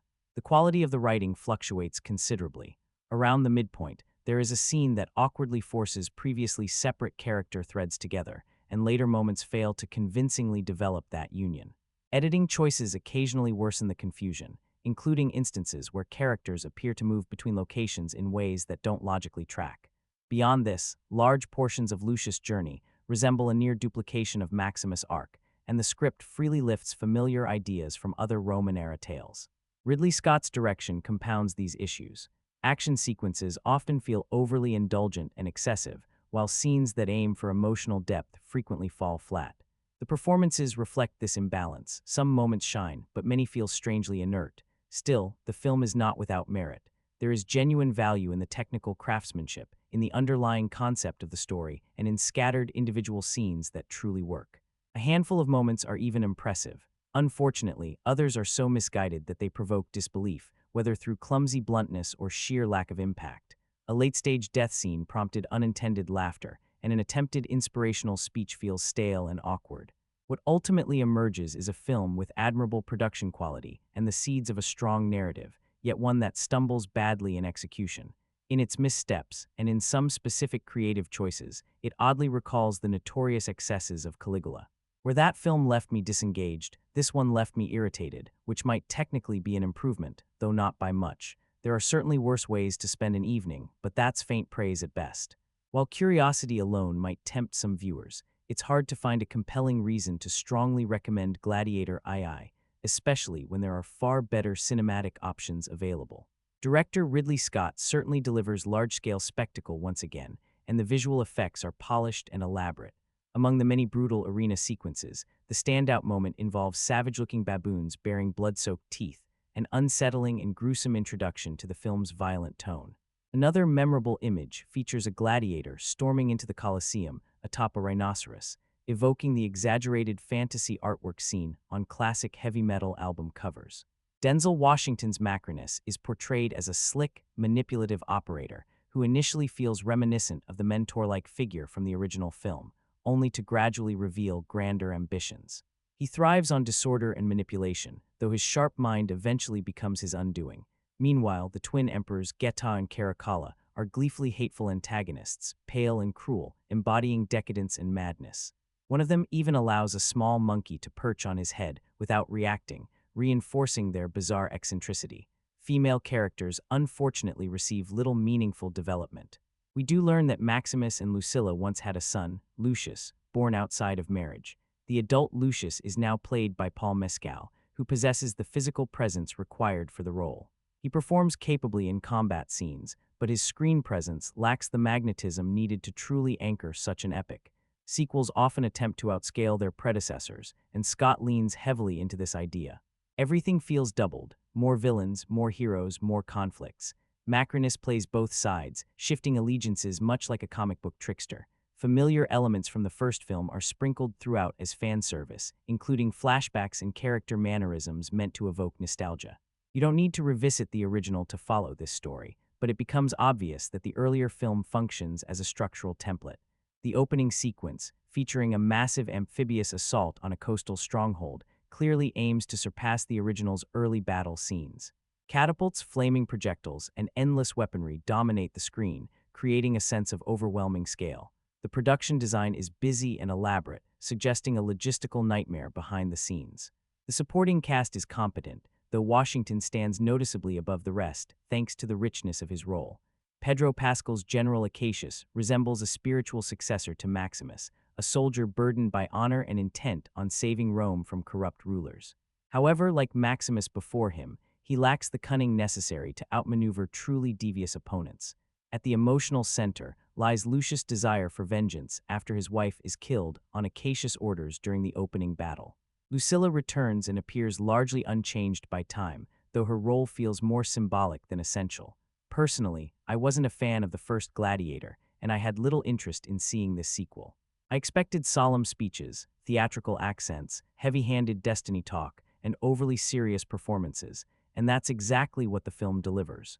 The only reason I watched it was because my son wanted to experience a double feature day at the movies. By the time we finished the second film of the day, I had already forgotten most of what I'd just seen. Hollywood often complains about declining theater attendance, but films like this might explain why. The story feels exhausted, stitched together from familiar tropes and recycled ideas. Even the director seems disengaged. The action lacks rhythm and intensity, and none of the battles generate real suspense. Once again, the filmmakers rely on a familial connection to a legacy character as the primary emotional hook, rather than crafting a genuinely fresh narrative. Yes, there are sharks in the arena. Yes, Denzel Washington shows up with energy. But neither element is enough to elevate a sequel that ultimately feels unnecessary and uninspired. Honestly, the only person who seems fully awake and energized in this movie is Denzel. Any spark the film manages to generate comes almost entirely from him. He looks like he's genuinely having fun, which can't be said for most of the cast. Somehow, he delivers some truly silly dialogue in a way that feels half serious and half self-aware, as if he's committed to the role while quietly winking at the audience. Pulling that off takes real skill. I've never been particularly enthusiastic about sequels. More often than not, they exist mainly to cash in on nostalgia rather than to tell a meaningful new story. That said, exceptions do exist. Some follow-ups manage to deepen characters or expand their worlds in worthwhile ways. So where does this sequel land? It has been nearly 25 years since the original film stormed awards season with multiple Oscar nominations and wins, including Best Picture. That film remains deeply respected by many, myself included. The original director returns here, and even in his 80s, he proves he still understands large-scale spectacle, raw combat, and epic visuals. The former lead actor is understandably absent, though he appears briefly through flashbacks and is referenced throughout. This time, the spotlight belongs to Paul Mescal, who plays Lucius. He's presented as a born leader and formidable fighter, which might surprise viewers familiar with Mescal's quieter, more vulnerable performances in past films. After physically transforming for the role, he steps confidently into blockbuster territory and carries himself like a true leading man. Much like the hero of the first film, Lucius is forced into slavery, where he is pushed into brutal gladiatorial combat under the control of Macrinus, played by Denzel Washington. This tragic path follows a ferocious opening battle, one of the most intense sequences the franchise has delivered. During this chaos, Lucius's wife Arishat, herself a warrior, is killed by Roman general Acacius, igniting Lucius's grief and burning desire for vengeance. Macrinus quickly recognizes Lucius's anger and labels it the Rage, seeing him as a valuable weapon in his own climb toward power. Meanwhile, Acacius is celebrated as a hero and revealed to be married to Lucilla, a familiar face from the original film. Rome itself is ruled by the unhinged twin emperors, Geta and Caracalla, whose excesses and cruelty push the empire closer to collapse. Behind the scenes, Lucilla secretly works with members of the Old Council in hopes of restoring some sense of order. Political scheming drives much of the narrative, but at its heart, the story belongs to Lucius and his relentless will to survive and strike back, echoing the spirit of the first film, along with a personal revelation most viewers will likely anticipate. The arena battles are massive and visually striking.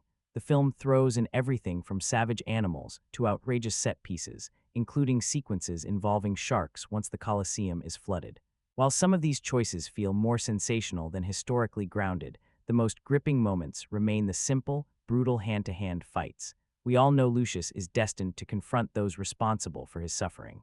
The suspense lies not in whether it happens, but in how and at what cost. Mescal delivers a confident and committed performance, while Washington clearly relishes playing a manipulative, power-hungry villain, an enjoyable change of pace from his more typical roles. On the technical side, the film is top-tier. Many key crew members from the original return, resulting in striking cinematography, detailed production design, and impressive costumes.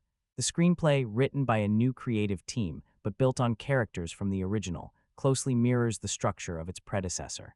Some will argue that this sequel isn't necessary, especially given how heavily it leans on familiar beats. Still, it's difficult to deny that the film succeeds as an entertaining, big-budget spectacle packed with lavish visuals and nostalgic connections. Both films ultimately champion ideas of strength, honor, and legacy. Even so, with plans already announced for yet another sequel, skepticism naturally creeps in once more. At its core, the story follows Hanno, Lucius, whose wife is killed and who is captured during Rome's conquest of Numidia under General Acacius. Sold into bondage and claimed by the ambitious Macrinus, he becomes a gladiator fueled by revenge. Complicating matters is a Rome ruled by unstable emperors and riddled with corruption. The narrative closely parallels the first film, with a few unlikely twists added mainly to bridge the two stories together. While Paul Mescal and Pedro Pascal don't quite dominate the screen in the same iconic way that Russell Crowe once did, both bring a strong presence as Lucius and General Acacius. Meanwhile, Denzel Washington clearly relishes his role as Macrinus, delivering a performance that echoes the flamboyant energy once brought by Oliver Reed. On top of that, Joseph Quinn and Fred Hechinger are wildly entertaining as the unhinged emperors, injecting the film with an unpredictable and slightly twisted edge.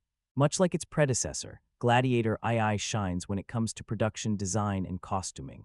The recreation of ancient Rome feels grand and immersive, and returning to the Colosseum is genuinely thrilling. The battle sequences are consistently engaging, and the cast as a whole turns in impressive work across the board. Whether it's Mescal, Pascal, Connie Nielsen, Washington, Quinn, Hechinger, or Alexander Karim, everyone feels committed and convincing. For me, the standout performance belongs to Paul Mescal. There's been a lot of buzz surrounding him, and after watching this film, it's easy to understand why. He carries a natural star quality and commands attention in a way that suggests a long and successful career ahead. Pedro Pascal is equally compelling as Acacius, bringing both strength and emotional depth to the role. Connie Nielsen's return as Lucilla adds weight and continuity to the story, while Denzel Washington delivers one of his most entertaining performances in years, oozing charisma and menace in equal measure. The two emperors, played by Quinn and Hechinger, form an intriguing contrast. One is more restrained and calculating, while the other is volatile and emotionally unstable, making their dynamic unsettling yet fascinating. Alexander Karim's Ravi also deserves mention, particularly for his sharp exchanges with Mescal, which add warmth and personality amid the brutality. Action-wise, the choreography remains a major highlight. The fights are intense, well-staged, and often brutal. Although this sequel initially presents itself like a familiar retread of the original, it gradually bends expectations and ultimately heads toward a very different type of climax, which helps distinguish it from its predecessor. Gladiator II is a sequel that arguably didn't need to exist, yet it turns out to be far stronger than many would expect. It may not reach the legendary status of the original, but it stands as a solid, entertaining, and skillfully crafted film with memorable set pieces and an interesting variation on the Dream of Rome theme. That said, the story isn't without flaws. Some characters and plot threads feel underdeveloped, and the narrative becomes crowded, especially as it approaches the finale. Even so, the pacing rarely drags, and the film remains engaging throughout. The performances are dependable rather than showy, aside from Washington, who clearly steals the spotlight, but they consistently work. Mescal steps into a difficult role with confidence, while Pascal continues to prove why he's such a fan favorite. Quinn and Hechinger channel echoes of Joaquin Phoenix's iconic villainy, yet they carve out their own identities by portraying rulers who feel disturbingly unbalanced. Nielsen maintains a composed, regal presence, even as her character's personal stakes become more intense. From a technical standpoint, the filmmaking is assured and polished. The action is cleaner and easier to follow than in the original, favoring wider shots over shaky camera work. There is heavier reliance on CGI this time, including exaggerated animal encounters and large-scale Colosseum spectacles, which can occasionally break immersion. Still, the use of digital creatures removes any risk of real animal harm, which is a welcome trade-off. In the end, this is a visually impressive, well-acted, and entertaining sequel. It doesn't redefine the genre, but it succeeds in doing what a gladiator story should do: captivate an audience. While it doesn't surpass the original, I enjoyed it quite a bit. It's one of those films that's satisfying yet slightly disappointing, because it feels like it came close to greatness. The ambition to explore a more morally complex narrative is admirable, even if the final execution feels somewhat uneven. While I was never disengaged, the film's rhythm feels uneven. The action reaches its high point very early, while the emotional climax arrives near the end of the second act, leaving the final stretch feeling somewhat unfocused. Several late-stage developments lack the weight they deserve, including a last-minute dash toward the conclusion that feels oddly staged. Saying more would drift into spoiler territory. Paul Mescal and Pedro Pascal each portray figures who echo the legacy of Maximus in distinct ways, though Pascal's role feels underserved. He delivers solid work, but the screenplay never allows him to fully shine. The antagonists, in general, don't leave a lasting sting. None inspire the visceral hatred Joaquin Phoenix achieved in the original, perhaps intentionally, given the more layered narrative here, but it still leaves a noticeable gap. Mescal, however, proves himself capable of leading a large-scale production. Fans of his earlier, smaller films already know his talent, but this performance confirms his blockbuster potential. From a technical standpoint, the film is impressive. The opening battle is especially gripping, and the large-scale combat sequences deliver the spectacle expected from a Gladiator sequel. The musical score is serviceable, but doesn't reach the emotional power of the original. Interestingly, the filmmakers reuse themes from the first movie at key moments, and those callbacks work extremely well, almost as if acknowledging the new music can't quite compete. The original Gladiator remains a deeply moving experience for me. Even after multiple viewings, its ending still resonates. The sequel briefly captures that same sense of awe early on, particularly during its massive opening sequence, but it never fully climbs back to those emotional heights. Regardless of differing opinions, it's astonishing that an 86-year-old director is still commanding a $200 million action epic. This alone cements the film as another remarkable entry in Ridley Scott's long career. The story follows General Acacius, who conquers Numidia for Rome. The survivors are enslaved, including Hanno, whose wife is killed during the invasion. Captured and transported to Ostia, Hanno is forced to fight savage beasts before being noticed by Macrinus, a calculating power broker aligned with twin emperors Geta and Caracalla. Macrinus sees potential in Hanno and promises him revenge against Acacius if he survives enough matches. As events unfold, Acacius is revealed to be more conflicted than expected. Disillusioned by endless warfare, he secretly schemes against the corrupt emperors. He is also married to Lucilla, who turns out to be Hanno's mother. Hanno is actually Lucius, the son of Maximus from the first film, now driven by grief, rage, and a desire for freedom. While Gladiator II doesn't possess the emotional depth of its predecessor, it remains an impressive spectacle. If it weren't tied to such an iconic film, reception might have been more generous. As a sequel, comparisons are unavoidable. It may not match the original, but it still lands several heavy blows, and the visuals are often breathtaking. One moment completely broke immersion for me. The Colosseum flooded with water and filled with sharks. In a movie striving for historical grit, this sequence feels absurd and unintentionally comedic. Mescal offers a convincing central performance, but Denzel Washington ultimately steals the spotlight as Macrinus, a charismatic manipulator with hidden agendas. His presence adds texture and unpredictability to every scene.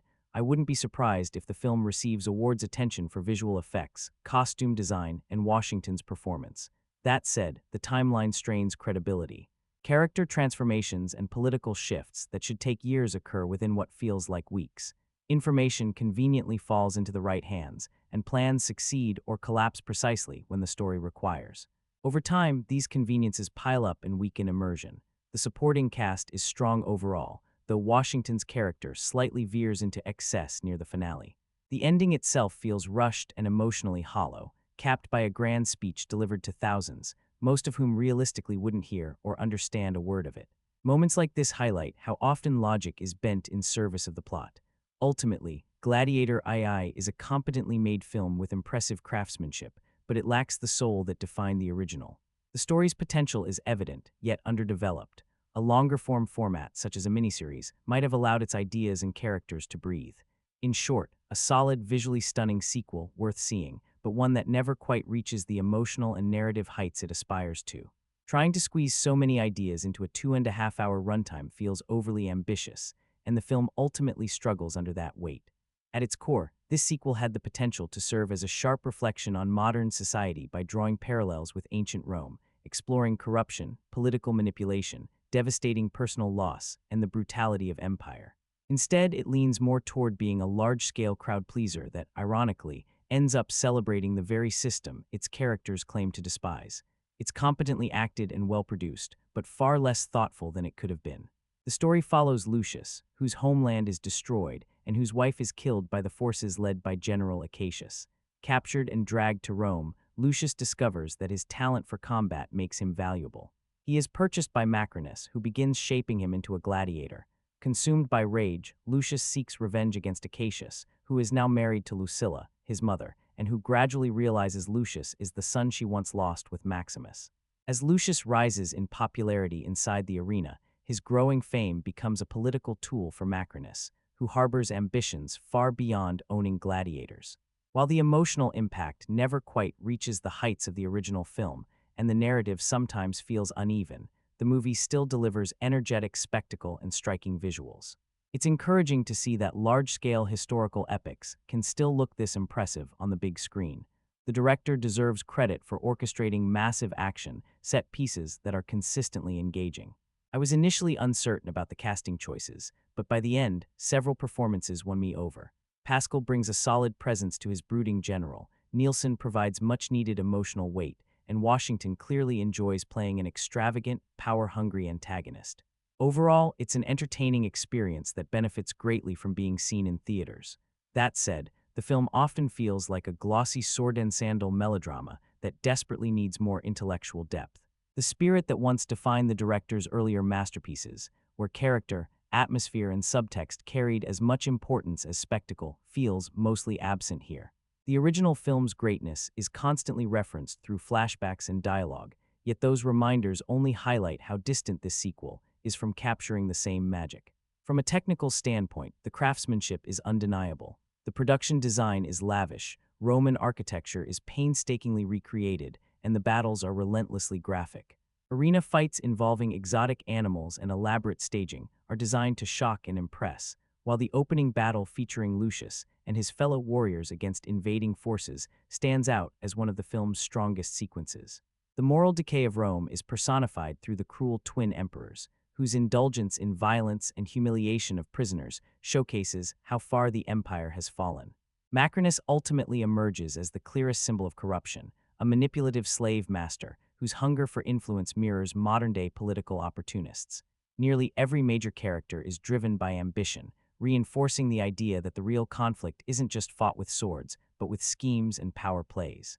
Unfortunately, the film seems more fascinated by excess than by exploring this idea in depth. A stronger focus on these dynamics, rather than constant visual escalation, might have resulted in a more meaningful story. Visually, the movie is often stunning and immersive, and in that sense alone, it's worth experiencing. Older teens and adults will likely appreciate the scale and craftsmanship. Just don't dwell too long on how closely some of these ancient power struggles resemble those of today. My biggest disappointment lies in the film's emotional foundation. The death of Lucius's wife happens so quickly that it barely has time to register. There's little buildup, and the moment lacks the complexity and gravity needed to anchor his journey. In the original film, major deaths were given space to breathe through dialogue and carefully constructed scenes. Here, tragedy feels more like a plot device than a turning point. I'm also frustrated by the heavy reliance on nostalgia. The movie repeatedly reminds us of the first installment instead of trusting its own identity. Rather than forging a bold, original path, it often feels like it's leaning on familiar imagery and callbacks to compensate for a thinner story. In the end, this sequel offers spectacle, competent performances, and occasional thrills, but it rarely achieves the emotional depth or thematic resonance that made its predecessor unforgettable. Lucilla's return is clearly meant to serve as the emotional bridge between the original story and this sequel, and in that sense, her presence is a welcome addition. She connects both eras in a meaningful way. However, what the film treats as its major revelation, the idea that Arno is actually Lucius, feels oddly hollow. Yes, it aligns with what Lucilla once hinted about abandoning her son, and yes, it is somewhat surprising in the moment, but it ultimately changes nothing. Lucius is still a gladiator. His situation remains the same. The twist adds no real tension, no meaningful shift, and no dramatic consequence. One of the biggest problems lies in the writing itself. The screenplay often feels self-aware and artificial. You can almost see the gears turning as events unfold. Scenes don't flow naturally. Instead, they feel carefully assembled in a mechanical way. Rather than immersing the viewer, the film constantly reminds us that we are watching something constructed. Among the characters, Macrinus stands out as the only truly compelling presence. He initially presents himself as an ally, only to reveal his darker ambitions later. His betrayal, his manipulation, and ultimately his role in Lucilla's death give him layers the other characters simply lack. Even though he vaguely hints at his intentions earlier, the full extent of his cruelty still lands with some impact. Ironically, he feels far more dangerous than the supposed main villains.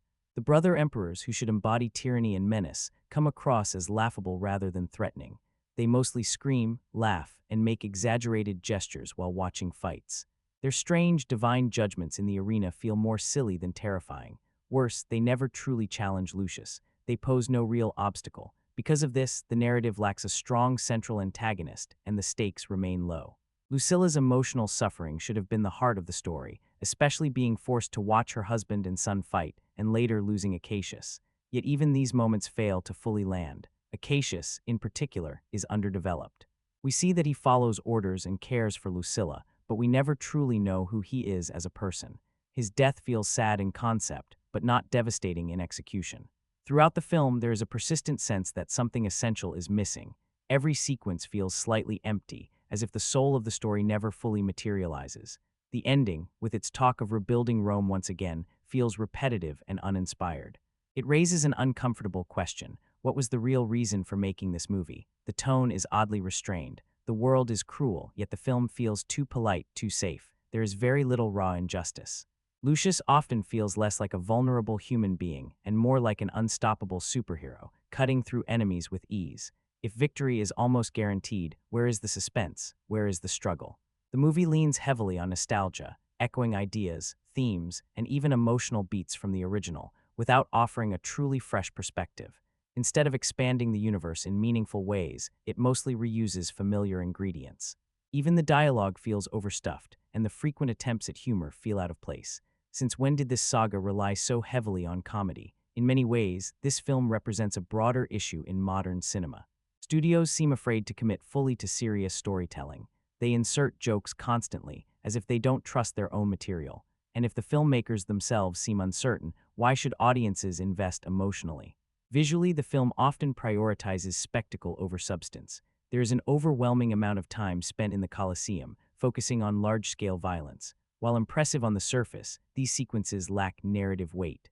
The film forgets the quieter, more intimate elements that give stories meaning: character psychology, moral conflict, and emotional growth. Everything feels surface level. The film touches many ideas but never explores them deeply. As a result, it never achieves a sense of greatness. Instead of strength and honor, what we get is a collection of shallow moments stitched together by familiar imagery. That said, it is remarkable that a legendary filmmaker in the twilight of his career remains as active and prolific as ever. Few directors continue working with this level of energy so late in life. Choosing to revisit one of his most celebrated works is a bold move, and one that naturally invites comparison. The sequel mirrors the structure of the original: a new generation, a fallen hero, a rise through the arena, and a challenge to a corrupt empire. Set decades later, it places a fictional protagonist amid real historical figures, including the infamous brother emperors whose reign was known for decadence and bloodshed. In some respects, the film succeeds in recreating the broad strokes of that epic formula. In others, it falls short by failing to understand what truly made the original resonate. It imitates the shape of greatness, but not its soul. In the end, this sequel feels less like a powerful continuation and more like a glossy echo: loud, busy, and visually striking, yet emotionally thin. A reminder of a classic, rather than a worthy successor to it. Violence inside the arena collides with backroom conspiracies as political maneuvering unfolds behind the throne. Power games surround the emperors from every direction. Lucilla, daughter of the late Marcus Aurelius, the ruler who once dreamed of reform, remains entangled in Rome's dangerous web, while Macrinus, the ambitious gladiator master, quietly builds influence of his own.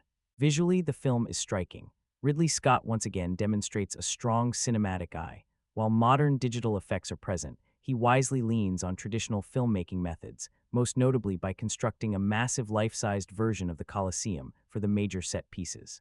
This practical approach gives the spectacle real weight and texture. In terms of scale and production design, Gladiator II stands proudly alongside the strongest historical epics in the genre. Paul Mescal steps into the lead role with confidence. Although no actor could completely erase the memory of Russell Crowe's legendary performance, Mescal creates a solid identity for his character. Still, the standout performance belongs to Denzel Washington, who delivers one of the most commanding turns of his career.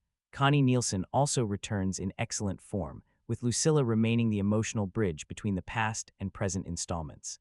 This sequel will likely appeal most to fans of historical cinema who are willing to accept creative liberties rather than strict historical accuracy.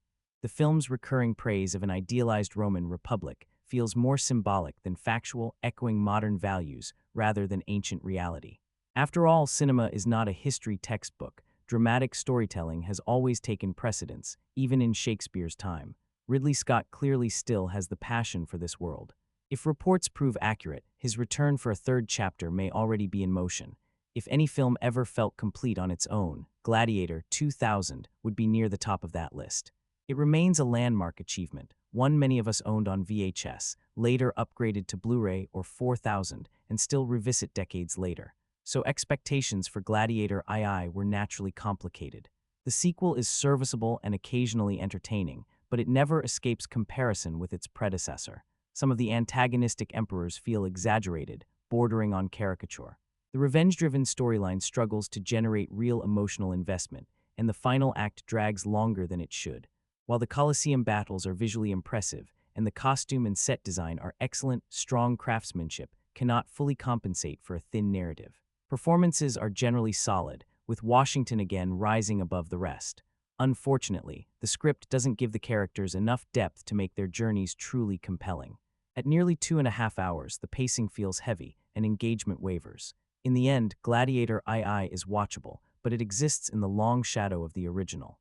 The first film remains vastly superior. Sometimes a single, self-contained story is simply enough. Set years after Maximus' death, Rome is now ruled by the ruthless twin emperors Geta and Caracalla. General Acacius returns victorious from war but secretly dreams of overthrowing the tyrants. Meanwhile, Macrinus, a calculating slave trader, senses opportunity in an enslaved warrior named Julius, a fierce fighter who carries a personal vendetta tied to Acacius and his wife, Lucilla. Captured after Rome destroys his home in North Africa, Julius is forced into gladiatorial combat, where his skill quickly sets him apart. As he rises through the ranks, Lucilla begins to suspect his true identity and hopes to save him, while Julius quietly plots revenge and political upheaval. Nearly 25 years after Gladiator reshaped the historical epic, this sequel attempts to recapture that grandeur. While it doesn't reach the same heights, it delivers enough spectacle, strong performances, and old-school craftsmanship to justify its existence. Ridley Scott proves that even deep into his career, he still knows how to mount a large-scale crowd-pleaser. Final verdict: a visually impressive but narratively uneven sequel. Worth seeing for fans of epic cinema, but it never approaches the emotional power or legacy of the original. After years of anticipation, the sequel has finally arrived with its original filmmaker back in the director's chair, and it has already proven to be a commercial powerhouse. Despite the rivers of blood and relentless battles, the story does attempt to provide a meaningful explanation for the long gap between films.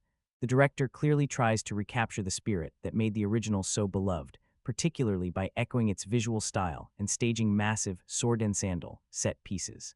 Several action sequences deliver the kind of spectacle fans expect, with an especially striking opening battle that immediately establishes the film's brutal tone. Paul Mescal brings a focused intensity to the lead role, offering a restrained and emotionally grounded performance. However, he lacks the towering physical presence and raw ferocity that made the original hero so unforgettable. Denzel Washington, on the other hand, fully embraces his antagonist role, channeling a sinister energy reminiscent of his darker past performances. Joseph Quinn and Fred Hetchinger portray the twin emperors with chilling detachment, though their characters feel thinly developed. Meanwhile, Pedro Pascal and Connie Nielsen share convincing chemistry, forming a compelling political and emotional alliance. This latest historical epic follows in the footsteps of the director's long tradition of large-scale period filmmaking. Much like its predecessor, the sequel centers on honor, vengeance, and resistance against corruption. While the premise mirrors the original quite closely, this installment struggles to reach the same emotional heights. Mescal delivers solid work, yet the lingering memory of the previous protagonist hangs heavily over the film. Washington frequently steals scenes, often overshadowing the supposed central character. Although the battle choreography and large-scale combat remain impressive, the sequel never quite matches the power or impact of the original classic.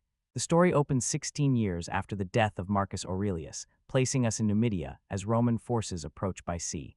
The invasion unfolds swiftly and mercilessly. Among the captured is Hanno, who is quickly condemned to slavery and transported to Rome to fight as a gladiator. Within the first 15 minutes, the film makes clear that brutality will be front and center. This long-delayed continuation arrives nearly a quarter-century after the first film. The original star does not return, but the veteran director, now in his mid-80s, once again takes control. Interestingly, the sequel feels far more savage than its predecessor. Any sense of subtlety is largely abandoned, replaced by blunt storytelling and relentless cruelty. At times, the film feels emotionally distant, making it difficult to form strong attachments to the characters. neither Mescal's hero nor Washington's villain fully resonated with me on a personal level. Where the film truly excels is in its production design. The environments, sets, and large-scale constructions are extraordinary, which helps justify its enormous reported budget. The musical score is another highlight, playing almost continuously throughout the lengthy runtime and adding weight to nearly every scene. The film premiered in Australia before launching widely in US theaters, where it has clearly attracted large crowds. My own screening was nearly sold out, showing that audience curiosity remains high. If you enjoyed the original film or admire the director's decades-long body of work, this sequel is worth seeing, even if only to form your own opinion. Structurally, the movie essentially retells the original story with updated polish. The narrative follows Lucius, an exiled heir who becomes trapped within the Roman system and forced into gladiatorial combat. His rage toward the empire clashes with his belief in the ideals of honor once embodied by Maximus. He also seeks revenge against Acacius, the celebrated general responsible for conquering his homeland. As the plot unfolds, Lucius gradually becomes less of an individual and more of a symbol, a rallying figure for those disillusioned with Rome's decay. Mescal handles this transition well, offering glimpses of vulnerability and quiet determination early on. The memory of Maximus looms over nearly every scene, but the film attempts to ground his legacy through the recollections of Lucius and his mother, Lucilla. Acacius serves as a reflection of the old heroic mold, representing discipline and duty within Rome's power structure. However, this role feels redundant, since Lucius is already walking a similar path.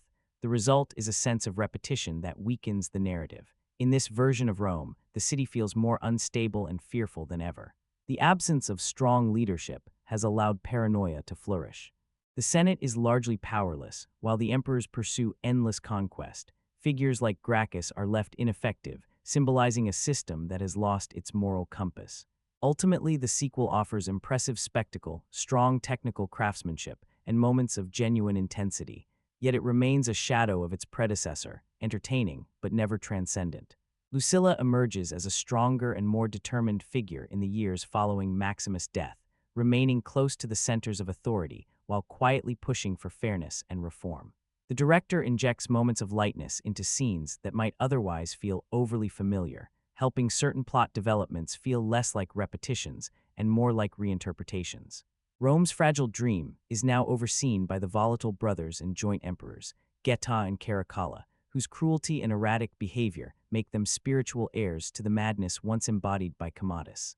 Though their behavior occasionally flirts with dark comedy, their instability constantly reminds us how dangerous they are for the empire's future.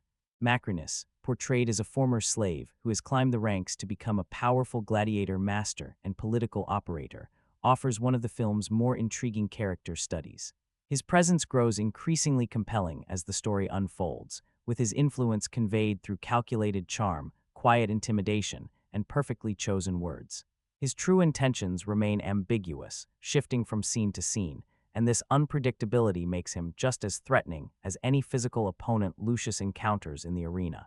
The film attempts to juggle palace conspiracies with large-scale combat, and for the most part maintains a brisk rhythm across its lengthy runtime. The Colosseum sequences function as the movie's pulse, favoring scale and visual excess over emotional depth. With decades of technological advancement at its disposal, the sequel embraces massive digital spectacle, flooding the screen with towering creatures and elaborate chaos.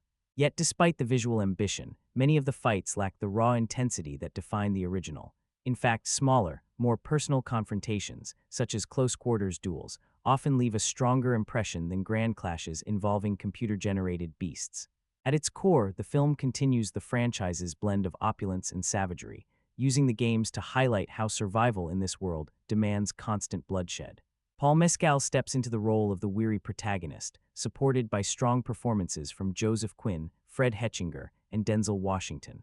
While the director generally manages to balance drama and action, the film struggles to establish a truly distinct identity. Interestingly, the political maneuvering behind closed doors proves more engaging than many of the arena showpieces, though both strands aim to reinforce themes of courage, restraint, and moral endurance.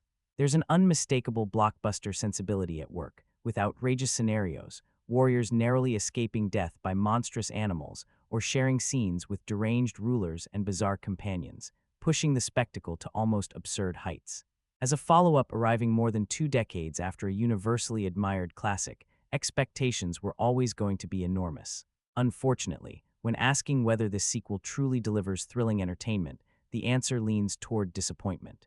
Despite its enormous budget and impressive cast, the film feels oddly hollow. On paper, all the ingredients for a major success are present, yet the final result comes across as emotionally thin and largely forgettable. A handful of dedicated supporting performances and fleeting moments of visual grandeur hint at a better movie buried underneath, but they are not enough to elevate the whole.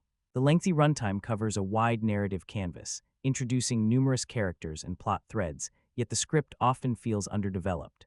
Several roles are thinly sketched, the musical score fails to leave a lasting impression, and the editing occasionally feels rough around the edges. These issues combine to drain momentum and ensure that any sparks of excitement fade quickly. From battles against uncanny digital primates to rhino charges and aquatic chaos inside the arena, the film repeatedly sets up scenarios that should feel spectacular.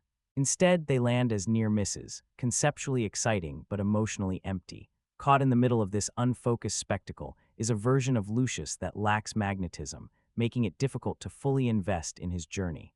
In the end, this long-awaited return to ancient Rome offers more reminders of what once made the franchise great than proof that it still has meaningful stories left to tell. Despite strong, scene-stealing work from Denzel Washington and a reliably solid turn from Pedro Pascal, much of the anticipation surrounding